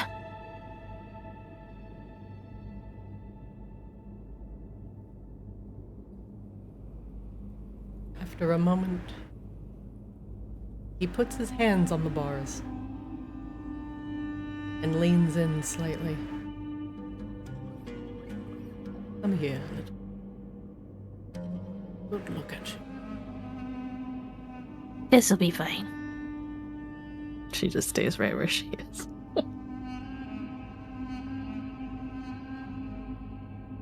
You have the mask on. No.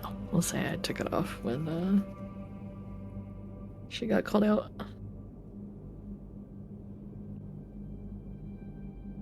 It's probably like hanging off her belt or something.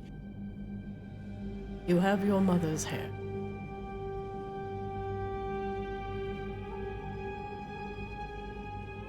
Shines red and opulent like rubies.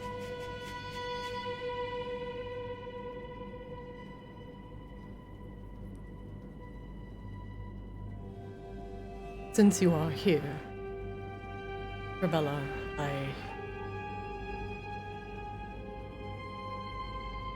you know I've done terrible, awful things to guide your fate back to me. And for that, I do not know if I can be forgiven.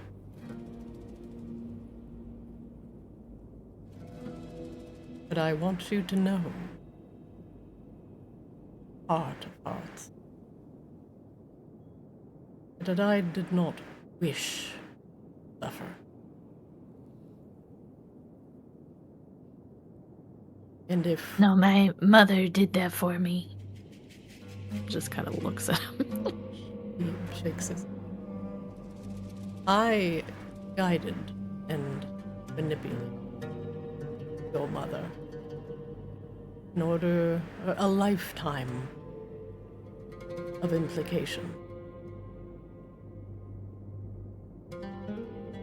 I pressed into her head over many years that your homeland, Arctis, was to be protected at all costs. She was not a child of the plane of Earth. She called Arctis home. She would have done anything to protect it. Much of that is my doing. My pressing her, my insistence. She sacrificed everything to protect that world that you mortals call home.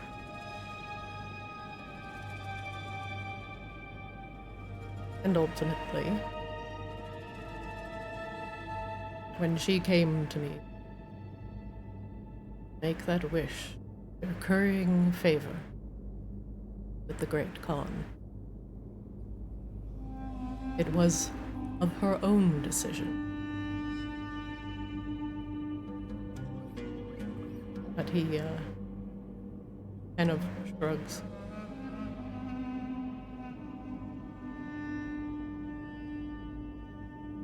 I used her as I used you, as a tool. I knew what I was getting into, the Nine Hells, potentially backfire.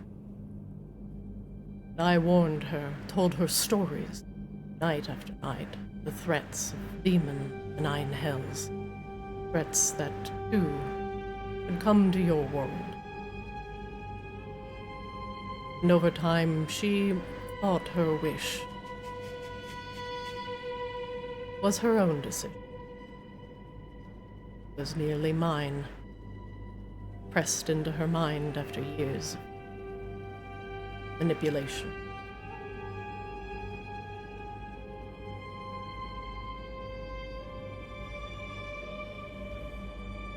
Now that I see you standing before me, filled with such strength, independence, I feel shame.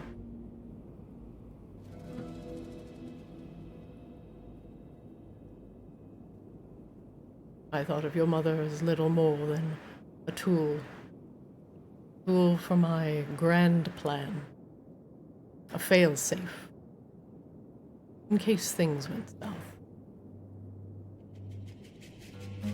And through my own weakness, they did.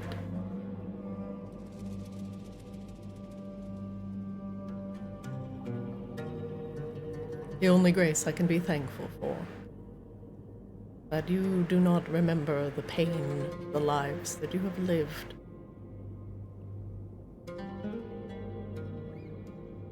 What is it you want, Abella?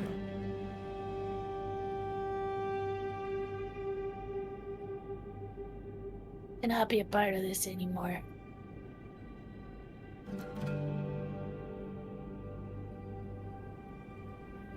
Do you not wish in your heart of hearts to protect the world you call home? There will always be people that can protect the world. I've got several right behind me right now. Hello!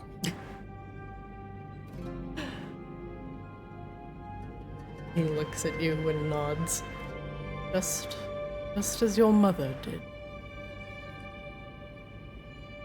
Though her friends were a smaller group, yet no less driven. Each of them wanted to protect what was most sacred to them. And she still somehow ended up her soul stuck in some other realm by a lich.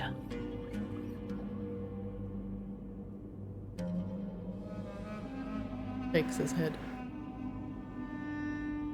Narcissa did not want a wish when she was here. Did you know that? Yeah. She chose to carve out her destiny. And whether she keeps your mother by her side through necessity or through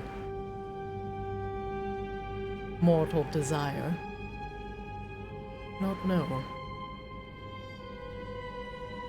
But I am glad that you are free enough to make your own choices.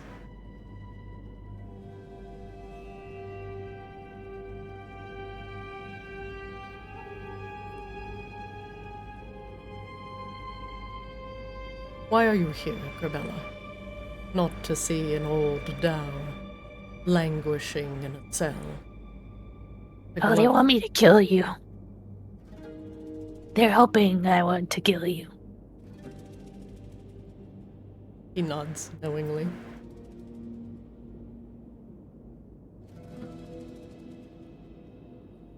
It is what the Great Khan would consider justice.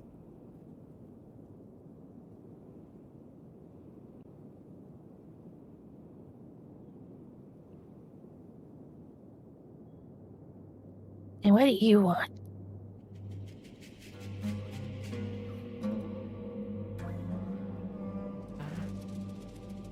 He thinks for a few moments too long.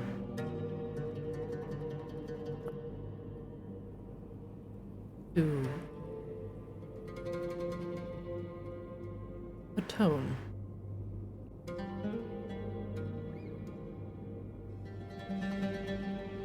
I did not understand nor comprehend that the fury and drive of mortals be, well, as such. Look at you. You are fury incarnate. I can feel an inner fire radiate off of you here. I feel the strength of your resolve, your unshakable gaze. It is like the Great Khan himself looking upon me, judging me. Must be why his little shit friend doesn't like me. He chuckles. Sandman.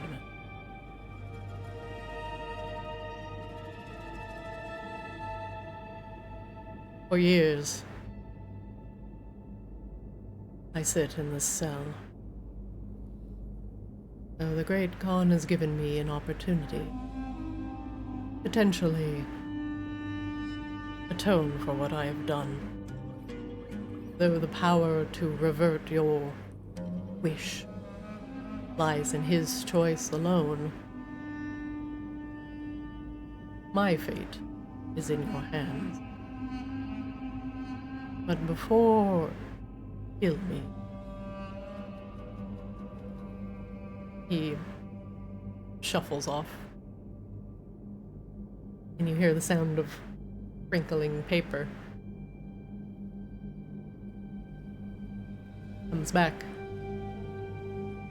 What looks like a blueprint in his hand, in similar writing to what you saw in his research vault. Artificers. He's holding a blueprint. I need the artificers to both roll me perception with advantage. I'm so good at that. Advantage. Advantage. Oh. Ooh. Awesome. Amazing. Wow! Wang Diddle, maybe your angle is off, but you can't see what is on that piece of paper. One. It's a bomb. Grabella will take the piece of paper and wave them over so they can actually look at it. Okay.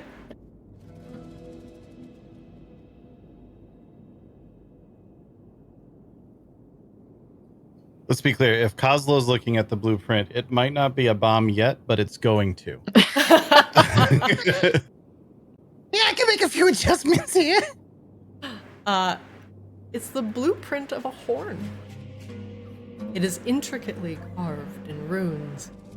Runes similar that, to the ones that you have seen,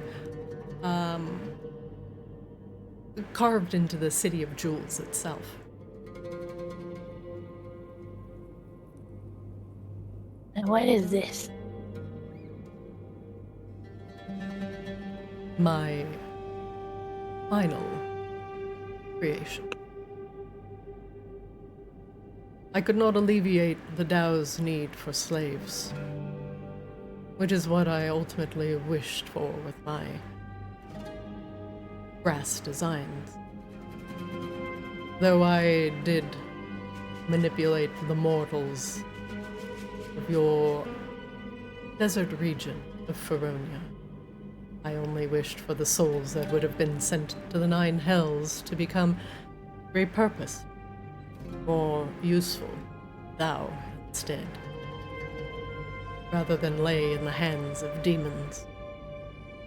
We would no longer need for the peck.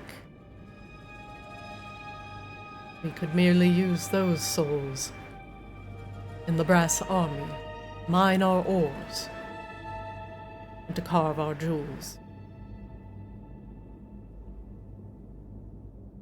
This did not flesh out how I envisioned.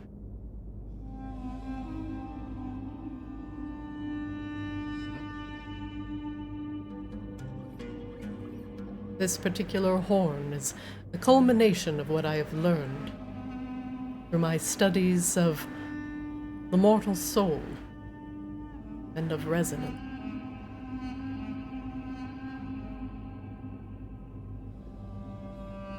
It is a horn made of the finest brass, the last which I have taken from the furnaces before it was taken over by the demon.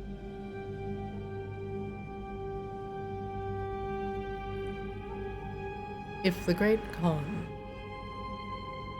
does not undo wish,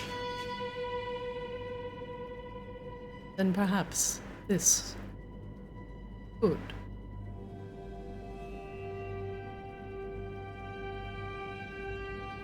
But it could also potentially sever any ties that are also laying upon your soul.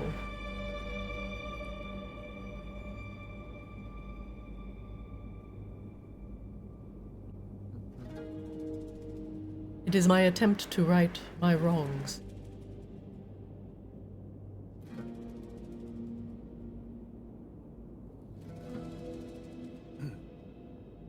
Well, artificers. Wang Doodle, since you're next to Grabella and taking a look at the horn,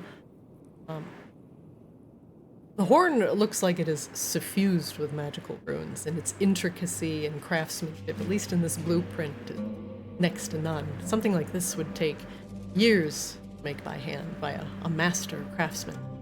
You don't know what kind of magic is imbued in it offhand.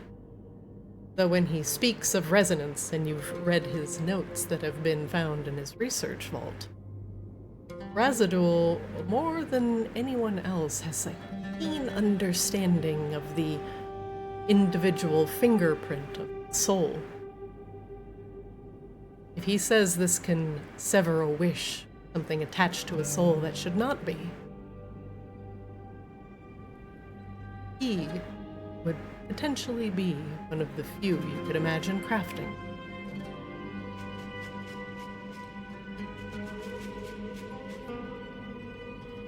Now, did you say that you did make one of these, or you haven't made one of these? I have made this. It is complete. The Great Khan holds it in his vault. Okay. Wang Doodle looks over at Grabella. Listen, we're probably gonna need to find our way in there at some point. Like, honestly, even if I had the entire college trying to work on this, it would not be easy to put one of these together. That's because the entire college consists of dirt magic. Because our artificers are off gallivanting, saving the world. Worse. Dirt magic and Morris.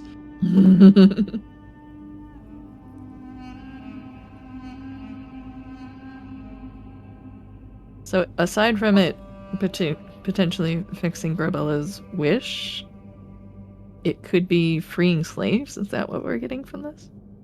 Razadul has really only told you that it is a horn of resonance. Razadul has manipulated and used a lot of souls and locked them into brass prisons. If he is implying what he thinks he's implying, this could potentially both identify and sever anything attached to a soul that should not be. Whether it is a geas, wish, or imprisonment. But he has not gone into great detail. Not yet. Explain. This culmination of my life's work combines the magical property, the elemental brass, and something I have identified in a mortal soul, something called resonance. A mortal soul is malleable, and depending on your origin, can be tightly bound to the vessel, or loosely. In the case of humans, mortal souls' bond is looser to its fleshy vessel, while in the case of the more long-lived elves, is more tightly bound, more cohesive time. Without getting into the technical detail, I have built this horn in order for you to have the opportunity to undo what I have done. To free the souls of the brass armies that are bound into their eternal cages, and to break the bonds of the wish that stick to your soul. When blown, it will emit a pure, resonant note that will shatter away any of these errant things that blemish your soul, without shattering the vessel itself.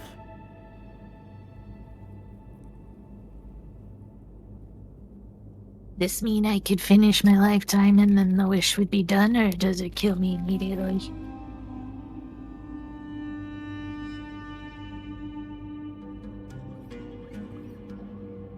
Do not know.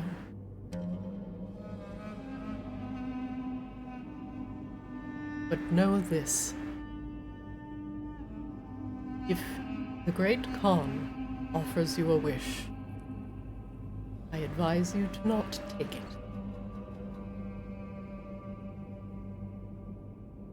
If your wish is to undo the wish that I have placed upon you, do not continue to sully your soul. Use the horn.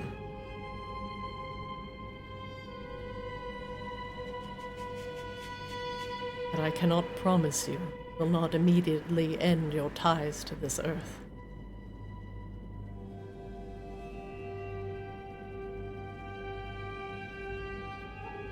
The fact that you have been reborn time and time again, something is keeping you tethered to Arctis, whether it is Arctis itself.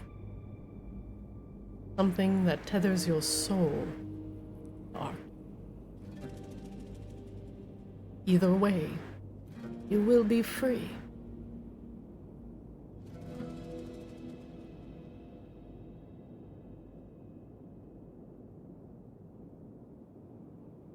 And why do this after all the work and the manipulation and so on and so forth? Why now?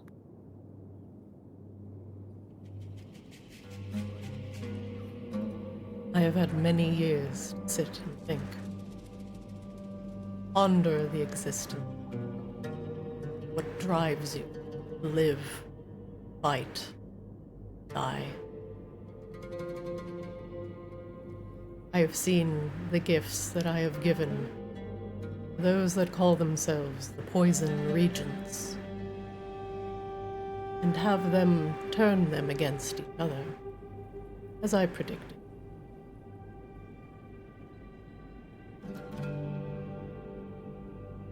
But when there was nothing left, poison, the army went dormant,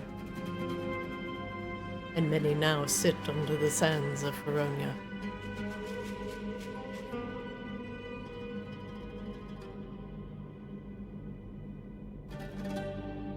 I've had a lot of time to reflect upon mortality, and how the choices you make in one short lifetime matter so much, so deeply. They resonate powerfully with the world around you.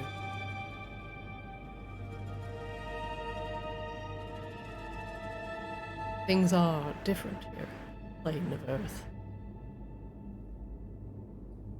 We understand ties of the land, the ebb, the flow of the elements. We care little for the flow of time.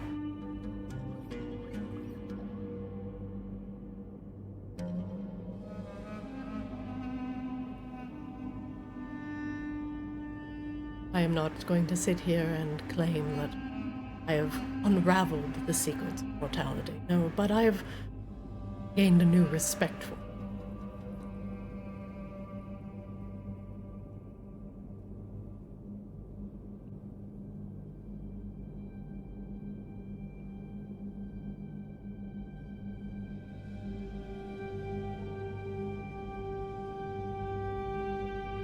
So have you.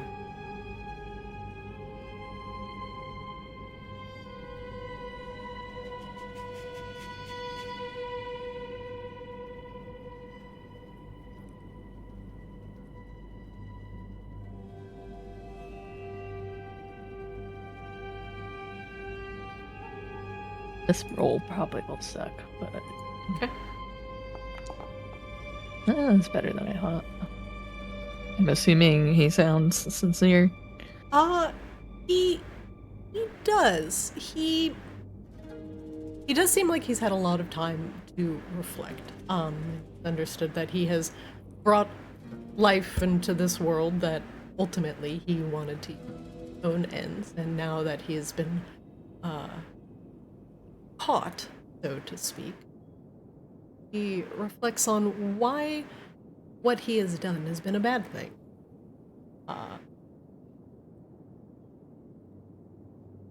It is very clear that he does not want to live in eternity in the Great Khan's jail cells. But at the same time, he has gained a growing respect for you and your struggle, whether he understands it or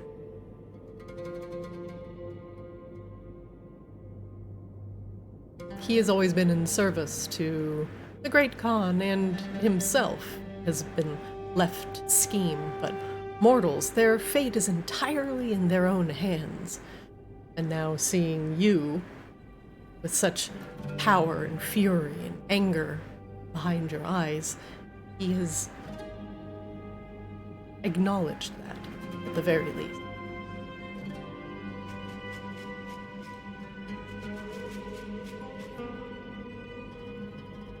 This is essentially an eternal being trying to comprehend the nuances of mortality.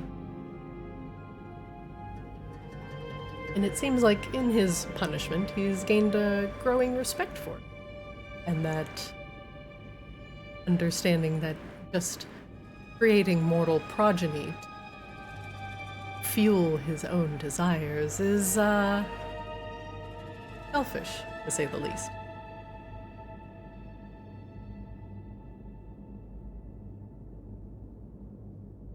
I didn't even think about that. How are we supposed to kill this guy? I can't just stab him. That's not how this problem. Bombs, probably. Bombs! Bombs? Oh yeah, you can, got them. No, you can probably stab him. You just You stab him a lot.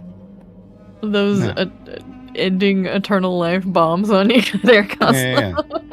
Yeah. Enough bombs, you can kill anything. What will you tell the Great Khan, Grabella? Is he asking, or He is asking. you just? Do you believe I have spent enough time here to atone for what I've done?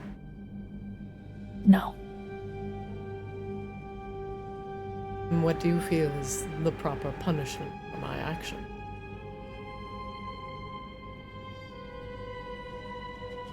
I don't know.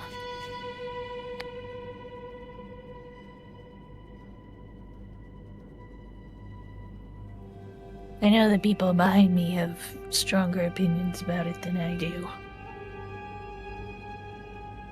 Then confer with them.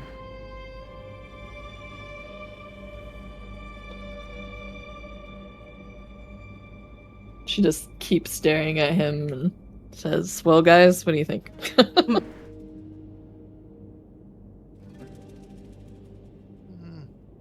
Horn sounds a little too good to be true. Yeah, there's a big risk that he wants you to use the horn for some other manipulative reason. Yeah. I kind of feel like we need to talk to the Khan again. And also, then there's B. How am I supposed to actually kill him? Well, like, what do you want to do? Like, what do you? Grabella is like so ambivalent about all of this at this point, other than setting herself free, which in turn means he doesn't have his failsafe anymore, which is a, partial punishment anyway. But she's also like not ready to die right away. So, do we have access to that horn? Is that something we can ask for? And does this man still have a use, or should he just be killed for his crime?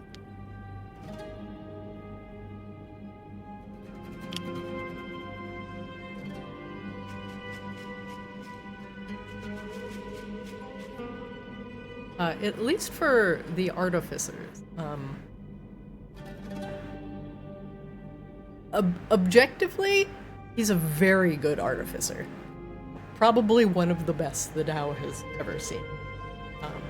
His ability to just craft golems and understand the powers of elemental brass are something to be respected.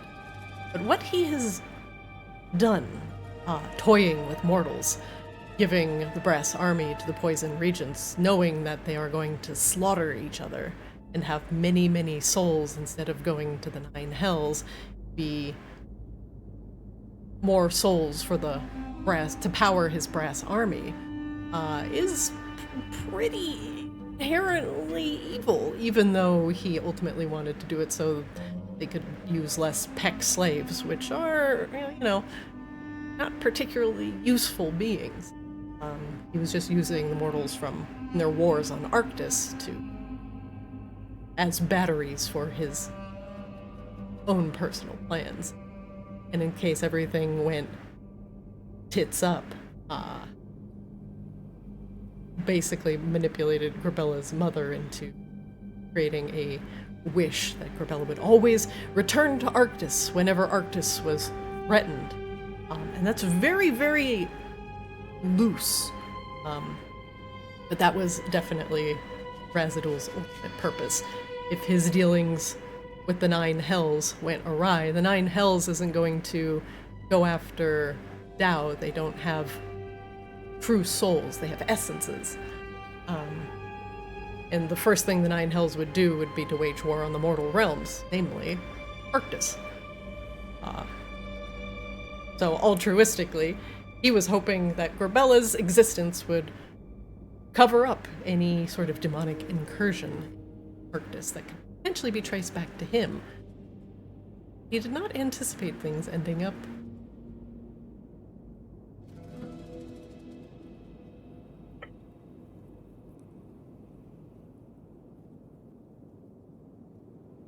If you want my opinion, I don't particularly get the impression that he's, well, overly apologetic for things that he's already done. He seems more concerned with the fact that he got caught, or that they didn't go exactly according to plan. And he is extremely dangerous to leave around. What if the demons ever did invade the plane of Earth? They know that he exists, they know the knowledge of the things that he's done. What if they want to raise their own brass army at some point in the future? I don't know. I'm all for giving people an opportunity and a chance for atonement, but eternity is a long time for somebody who's not truly sorry for the things they've done to not fall back to their old ways. But he's your grandfather, and whatever you choose to do with him, I will stand by, Grabella.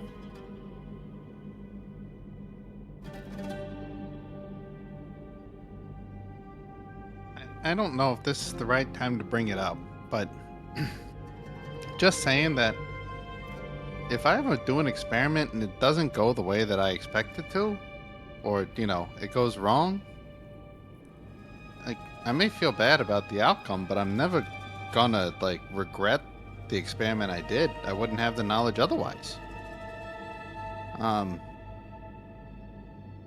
So I don't know. Really, how you want to handle this, but to me, I find that information useful, and if he has anything else that we can use in the, you know, more modern and careful application, I say he's more of an asset than a liability. Sounds awful lot like justifying Nazi scientists being converted to U.S. scientists to me, Wow. Wang Doodle. Whoa! Oh, I'm sorry. Do you think that scientific progress comes without war crimes? Do we really want to go through the experimental process right now? A weapon to surpass Metal Gear! You What do you only know that about- you've gone too far after you've gone too far. You can't do it. You don't know that before the experiment. What do you know about the slow?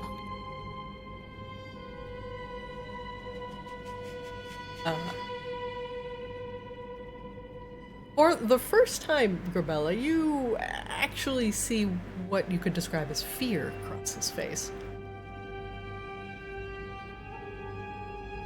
I know it is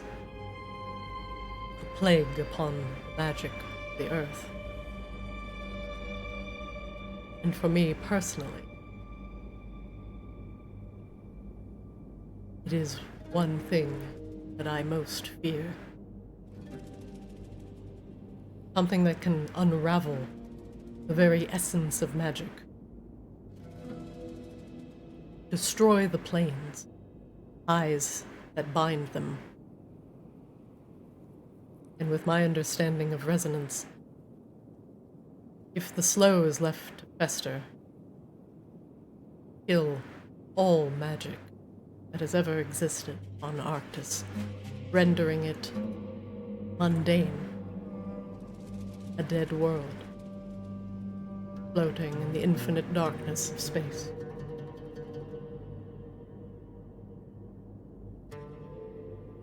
And if you were trying to fix something like the slow, what would you do?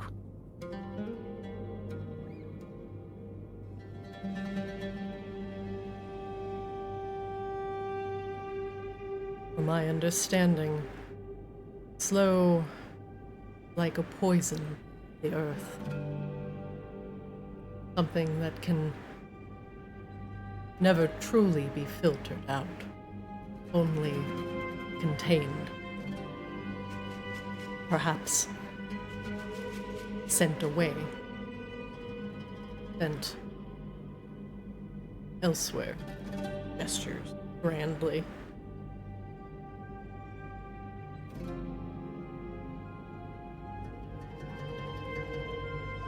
My greatest fear is that it would become weaponized. Those Already done. But those could see the short-term gains of utilizing it and its chaotic power. But Yep, literally watch somebody do that. but could ultimately cause greater problems. Your world, a living, breathing being, suffused with the magic of all the planes, nurtured by the roots of the world trees that pierce through the plains and make their home across the cosmos. I fear for your world. I truly do.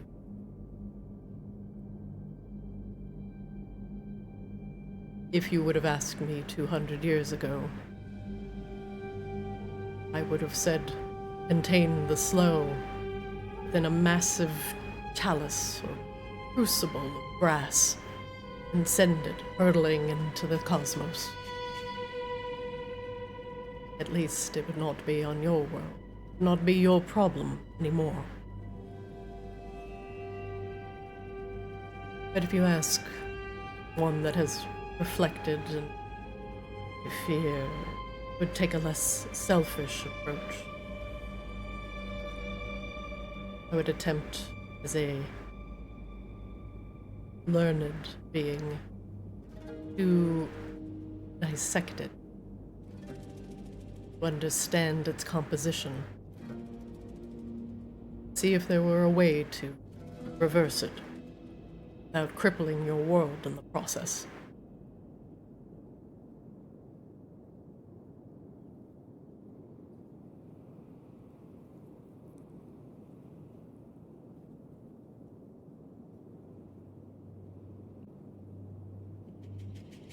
There are many things that can potentially poison the earth, render it unable to grow, flourish. Even something as simple as salt can do this. I'm not suggesting to salt the slow. We need to find a way to prevent it from poisoning what it touches further. I understand that it has vaguely infernal origin, but yet it's not contained. It's like chaos given form.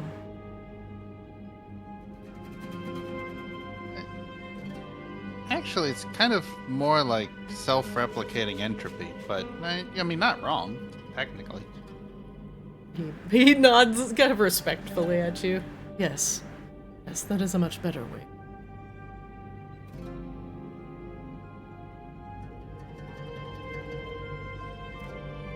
The only use I could think for him off the top of my head, She says to people, like, over the mind thing.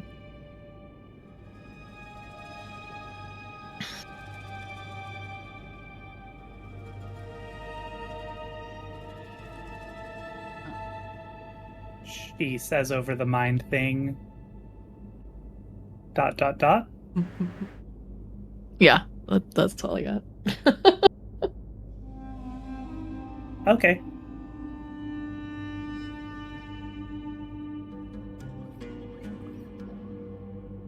There is having a use, and then there is justice. I believe the Khan is looking for justice of some kind, so if we choose to let him live, we should have a reason why that is justice for his crimes.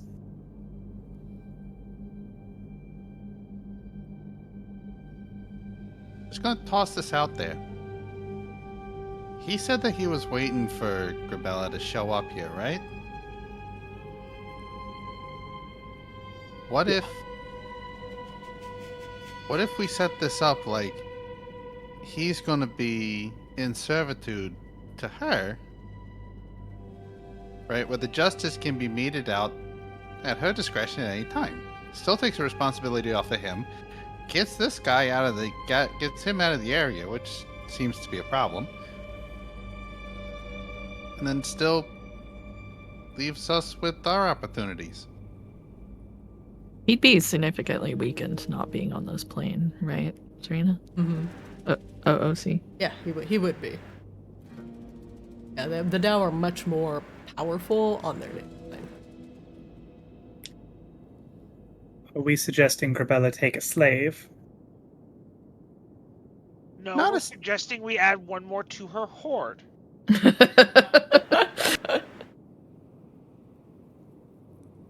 How Last do I you think he checked, feels about kobolds as co-workers? Jesus. Well, he will have to go through mandatory HR training. God.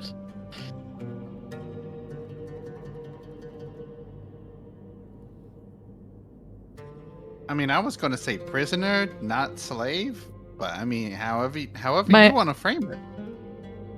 My other thought, and sorry, I'm not using the Grabella voice for all of my in-character thoughts right now because my voice is a little fucked today. Is that we set him to task and make him mortal.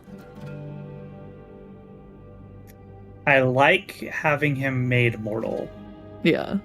That takes care of a lot of Rain's concerns, which is having an eternal, immortal, super powerful artificer who also knows the secret to make literal fucking slave soul armies, like for daemons, if he ever gets captured. And is more than happy to do so to save his own skin, as he's clearly made abundantly clear. Mm-hmm. And that actually feels like a punishment instead of just springing him from fucking jail. Yeah. It's like half punishment, half not, because he's super curious about it. Like how the mortals live. I and think their the lives Khan and would stuff. see it as a punishment, though. The Khan 100%. would, though. Yeah. Yeah, which I think is the important thing. And even if Razadul kind of like sees the silver lining, I think it's also still a punishment for him. Yeah. It's very be careful what you wish for, which I feel like is very ironic for the fucking genie. To get careful what you wish for. Yeah. I like that. That's clever. That's really clever. Wait, now I'm worried. What if this is what the Sandman wants all along? What if we're just playing into the trap? I mean, can't it's worry still about what gonna- the Sandman wants. Yeah. It still looks shady, but I think if we were to keep him somewhere where he couldn't get out, which we've proven we can do multiple times over, between our keeping of the fucking hammer and all this other shit. and he's being forced to fix a problem that is equally bad to the one he created. That also, slice of justice, right? I'm cool with that. Assuming that the Khan is capable of making him mortal in some way, because we can't do that. We definitely need to go talk to the Khan before we do anything. Yeah, no, I'm down. But that's my current thought process is redemption. While he spent all of his time making this horn, and that's something. It's not the same as being put to fix the task directly or an equally horrible task. So I don't know. That's my thought process. Grabella's fine killing him. She doesn't care for this man whatsoever. I'm not looking for a reason to keep him alive. I'm just seeing that if he can make something like this and it works the way he says it does, he could be the answer to a problem instead of just something we kill, Yeah.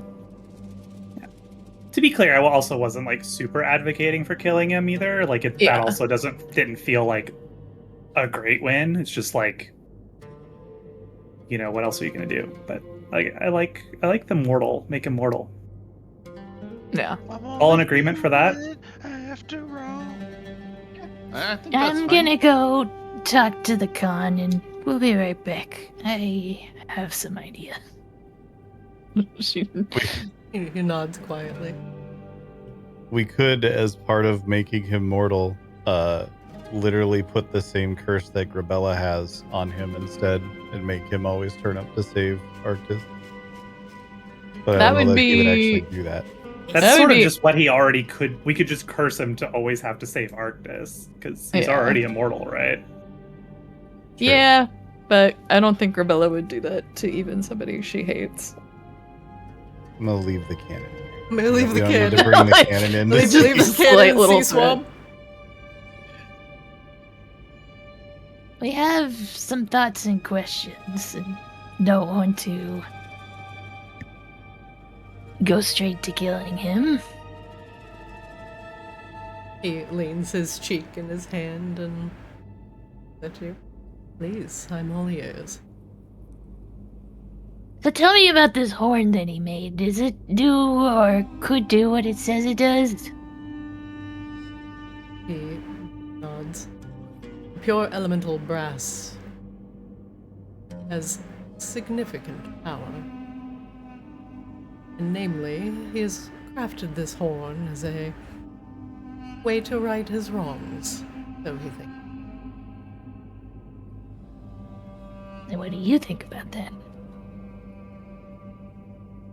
I think Razadul is a cunning man, and in the end, even if he seems genuine, is always out for himself.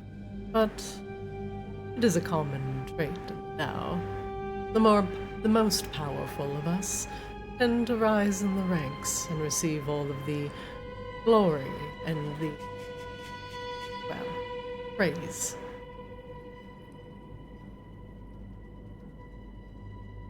But he was stripped of rank in that praise for not being as clever as he thinks he is. I think the horn has multiple purposes. Much like Razadul himself. Well, that's kind of our thought too. I have two ideas. One, I am curious about the horn. He says it will fix my wish problem. I'm not sure that I want to fix it right away, as I have a life I'd like to live out to a certain point. Understandable. And the other?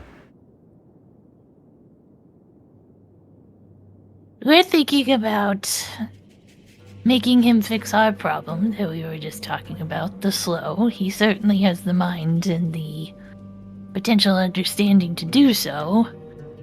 But I wouldn't want him to, A, be strong enough to cause any issues, so taking him from here would obviously help with that. But we'd also wonder if it'd be possible to make him mortal.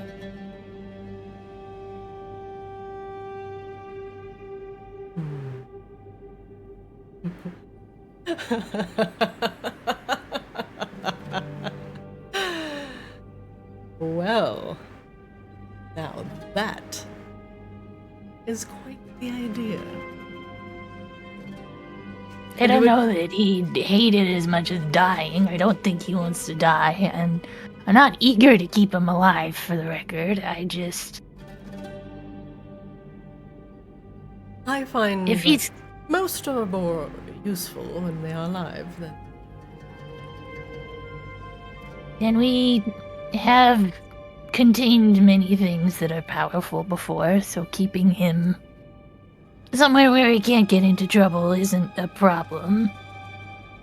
But I do think that it would be an equally bad as problem that he caused that he would be forced to solve would be an interesting form of justice. Don't get me wrong, if he messes around or starts doing something he shouldn't be, I'll be the first to chop off his head. I might need something more powerful to do so, but, can figure that out as we come to it, but I also don't necessarily see justice in him just dying. It is true. For many, many more, they feel that justice is found in death. And oftentimes that is not the case. It merely placates that simmering fury for a time, never really absolves the problem. No, I'm quite fond of your idea. For his power, his essence, stems the plane of earth and is channeled through me. If this is your desire, not your wish, this is what you want, I will give you two things. One, I will give you the horn Razadul has created. Corbella will nod very respectfully at this. Consider this my thanks to you for cleansing the furnaces and allowing the Tao to restore our honor. And two, I will contain his power, true essence, here on the plane of Earth. And while he walks the other planes, he will be as... I do not wish to insult. He will be as frail, mortal. He has a vast and, quite honestly, important array of knowledge. And you can use it as you see fit.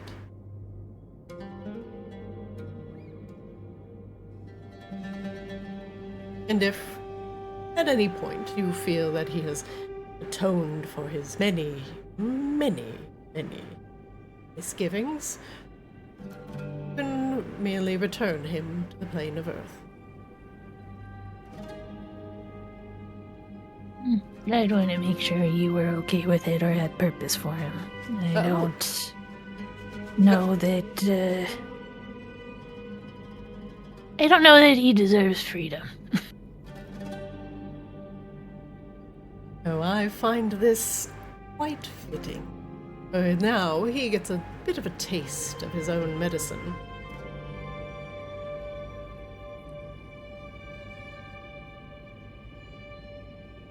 If you wish, I can have the our warden bring him here now. Yeah. Well, he just kind of, all he does is tilt his head to the side. Be just a moment.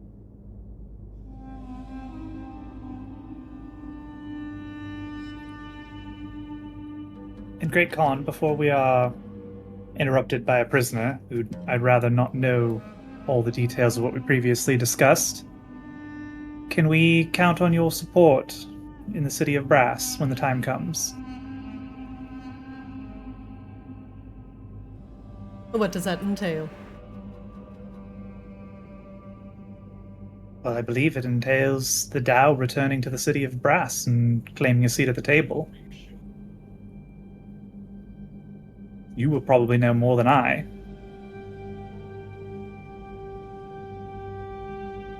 Once we have reclaimed our glory in the city of Brass, you shall have my ear.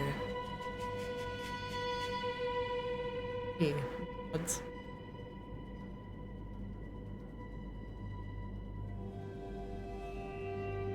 Is this enough?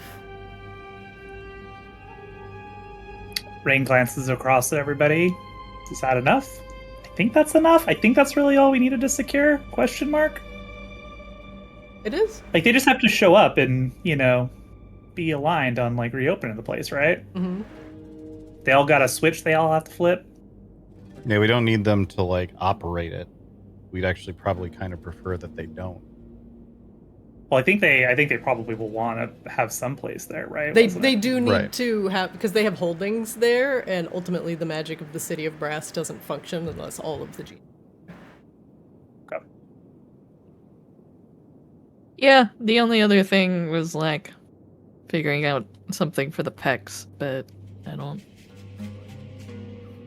don't know that we have something on the table that could fix that The pecs and not be a war. yeah, with the pecs in this line will not be free. Yeah. Razadul was intending to replace them with his brass army, but with what you have chosen, that will not be the case. The pec will still be enslaved to the Tao. Yeah. Which they still seem to feel like is preferable to demons, so I still feel like that's a win. I don't know if we were really going to come in here and completely change the socioeconomic configuration of the plane of Earth, but Yeah, not unless we figured out some crazy way for the brass things to work without fucking souls. yeah. Yeah. I think that's That's their side quest, not ours. then I think we have an accord. I look forward to seeing you all see the splendor, the bazaars of the city of Brass. But you have quite the journey ahead, as the other genies are no longer, well, they have had their own problems to deal with.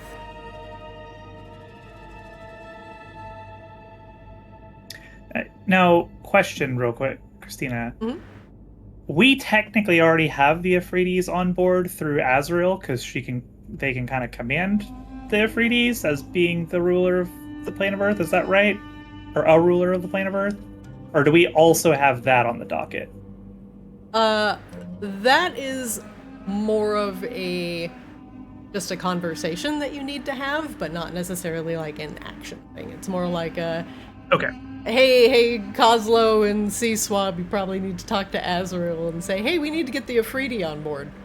And Okay, if they say, so because the Tao and the Afridi are much closer together, but the Tao and like the water genies, they fucking hate each other. So marriage. the big checks are the water and air guys next. Mm-hmm. Yeah. Cool, groovy. But basically, now that the Tao are on board, the Afridi are going to be a pretty easy pass. Dope, sweet, totally sweet.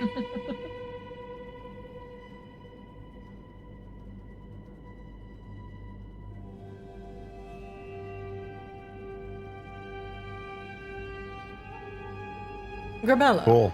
tell Razadul of your sentence and what you have chosen for his fate.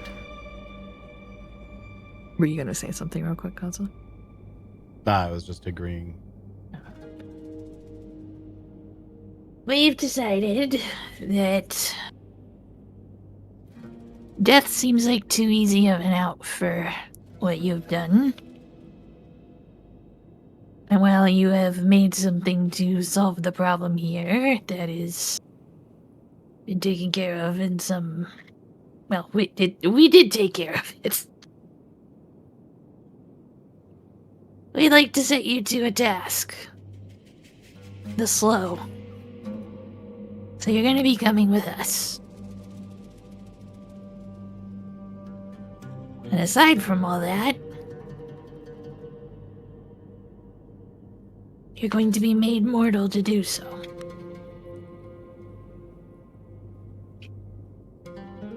Razadul finally loses his stony composure and slumps to his knees. Your Eminence, your Brilliance, surely there is another way. Surely there can be another solution to this problem. Something. And the Great Khan holds up a single finger. She is speaking. He gestures for Gerbelic to continue. And how long shall his mortality last, Gerbella? Either he will prove himself or he will die. Such is the judgment of blood.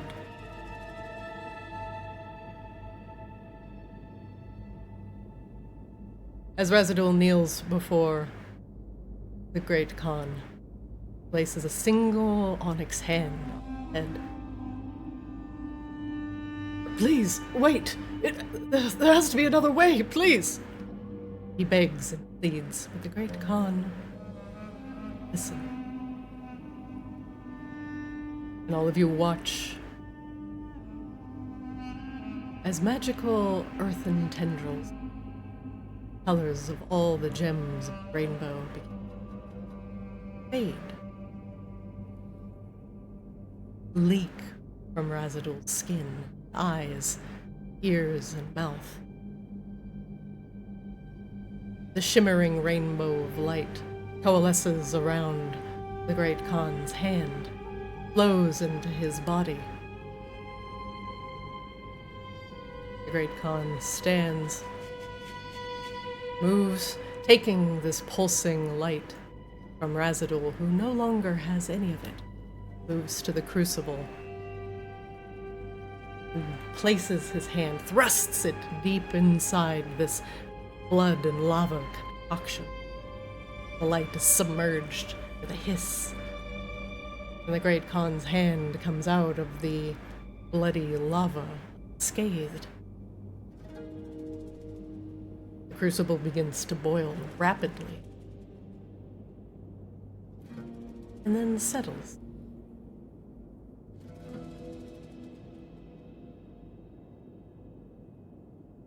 Your powers as a Tao have been returned to the earth, where they will stay until your punishment is seen through. Razadul begins to breathe heavily as he begins to shrink. He loses grasp on his power. And suddenly he is no larger than Gerbella.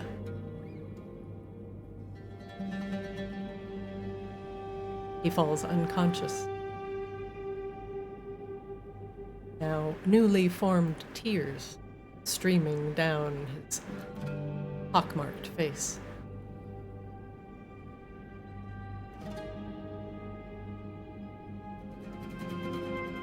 Great Khan gets up and moves to an ornate golden door and opens it with a flourish. Come then. Let us see to the other part of our deal.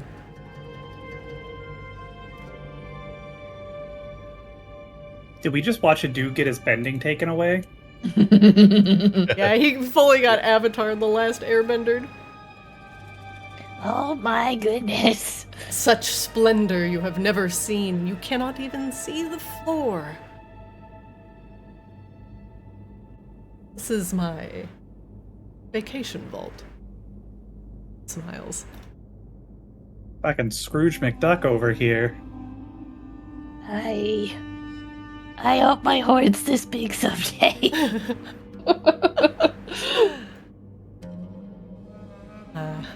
Remember it, Grabella. It's not the size of your. Oh, wait, it kind of is the size of your horn. I Yeah, guess. no, it's gotta be big.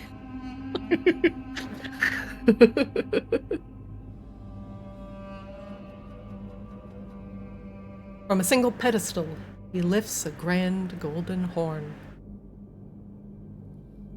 Oh, no. I was gonna say, let me see if I can take it and then post it, maybe? If you right-click on it and say link to chat. Did it go? Your father's lineage, excuse me, your grandfather's lineage. His final creation. And his understanding of resonance. Now yours. Through his curiosity of what ties mortals to planes. As the elements Holy tie the genies. Is now yours. Do with it as you will. Holy crap, that's a lot of things. It's a lot of text. Let me just read it and then we will wrap up today's session. The Horn of Eternal Resonance. A wondrous, legendary. It can only be attuned to something with a soul. A masterwork of elemental brass etched with Dao runes and inlaid with gems that shimmer faintly when held. When sounded, its deep harmonic tone seeks out the unique resonance of a soul, revealing hidden connections and shattering bindings, both magical and spiritual. Properties. While attuned, you can identify resonance. As an action, you can blow the horn and choose a creature, object, or location within 120 feet. You learn whether it has a magical or soul-based resonance with another creature, object, or location. The general nature of the connection, whether it's ancestral, planar, magical, corrupted, or fated. And if it resonates strongly with you personally, you gain advantage on all insight, arcana, and history checks related to it next hour. So if something like, say, Razadul would resonate with Grabella because they are tied by blood. Their resonance together would be ancestral.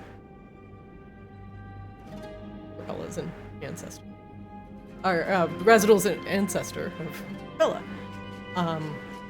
So if Grabella sounded the horn and wanted to identify that, she could identify a bloodline tie or something that the soul signature that is similar. Think of a resonance as like a soul's fingerprint. The second thing is the resonance pulse. As an action, you can blow the horn to release a 60-foot radius pulse of harmonic magic. You can choose one. You can either reveal invisible or hidden creatures until the end of your next turn, or you can force a resonance to break. A creature concentrating on a spell must succeed on a DC 21 con save or lose concentration instantly. Attuned items sever their connection if the link's challenge rating is 15 or lower.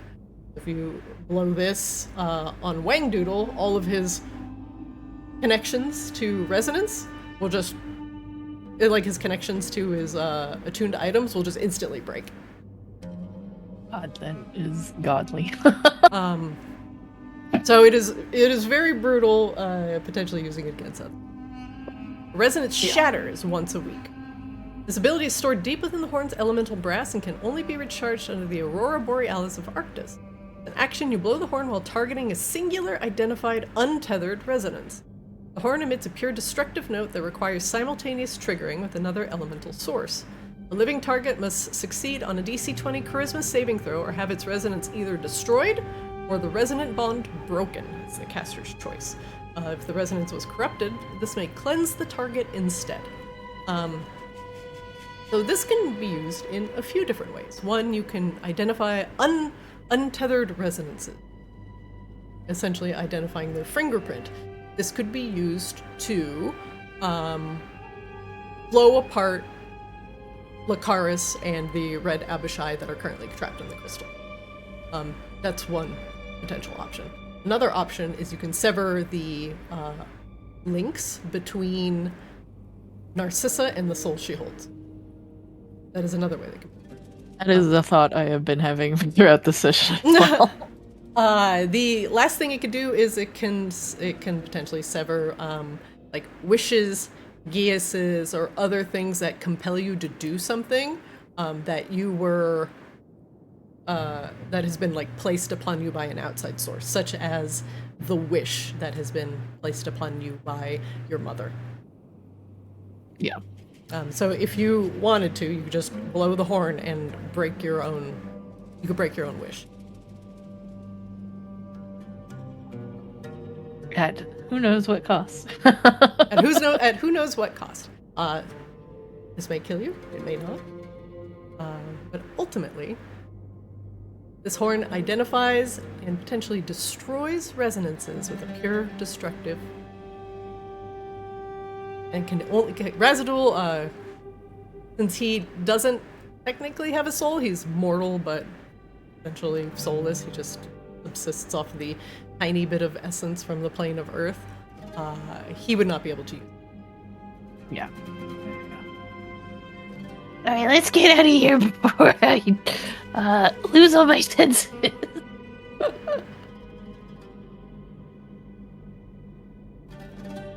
And with that will end a session. This horn unlocks a bevy of potential things for you. So what you decide to do next is up to you. There are a few things that you do know. One, you need to get the rest of the genies back on board. So you could contact Azrael and have him tell the Afridi, like, hey, the Tao are back on board with the City of Brass. The next thing you do is you know that there are some Rakshasa that are attempting to go under the Diamond Dunes in order to find something bad. And also there are the 2 other species of genies that you need to get on board to reclaim the City of Brass. Essentially, that's it. So this could potentially wrap up a few things, but ultimately where you want to go from here is up to you guys. I think you said the genie things twice. Do you mean to say the Lucaris thing at one point? Sorry, the Lucaris and the Red Abishai.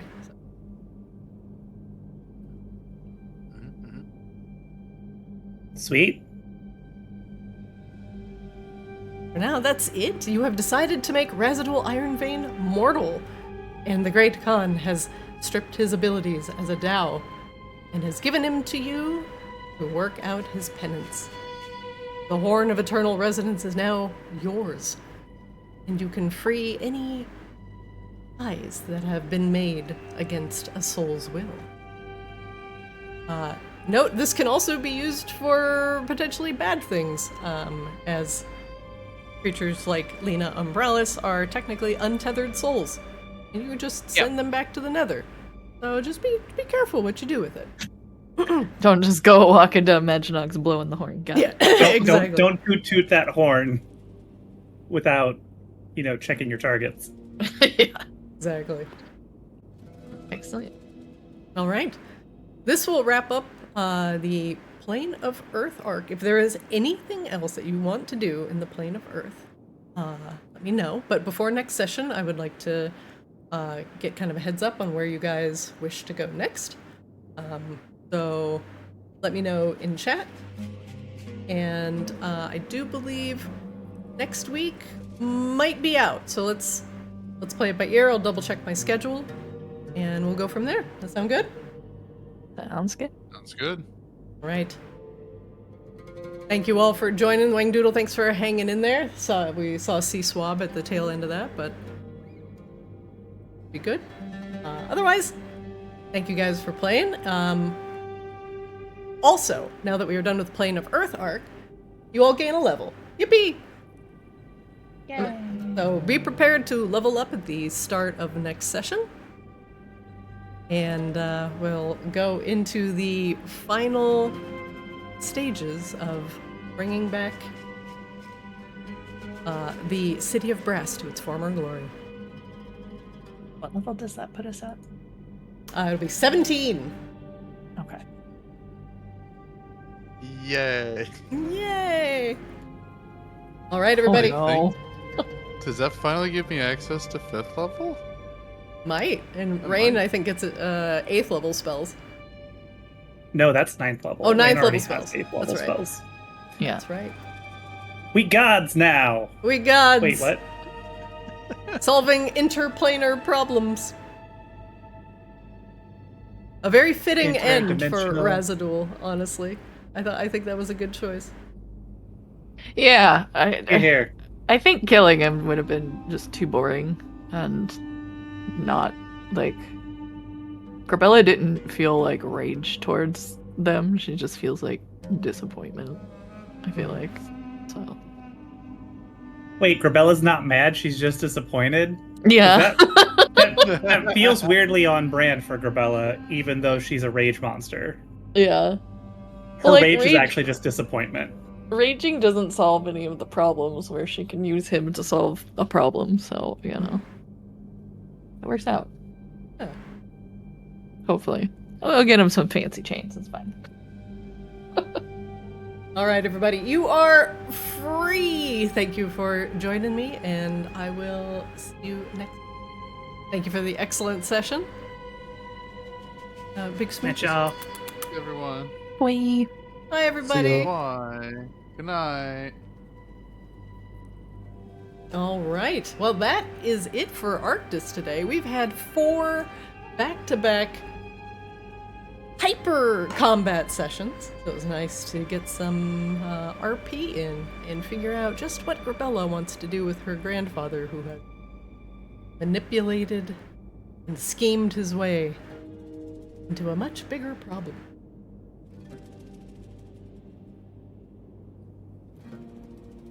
Thank you for watching. We've got a few other arcs to go through as we need to get access to the portal that's in the City of Brass, get to the 9 Hells, and potentially get the Venom of Tiamat from the Curator. But until then, that's it for Arctis today. Thank you for watching. Catch all of our VODs over on Arctis DD in full. That's on YouTube. Check out our shorts and our funny moments over on Play Arctis on Twitter, TikTok, and Blue Sky if you just want bite-sized funny parts of our sessions, not necessarily the full 3 hours. I'm your DM Zarina. Hey, thank you for watching. Thanks for lurking, etc. Thank you for checking out, lurkers. I appreciate you. Thanks for checking out some D&D. Appreciate you all. I hope everybody has a fantastic week. We might be taking a little bit of a week off next week. We'll play it by ear, depends on the schedule. But for now, thanks for watching, and I'll see you next time.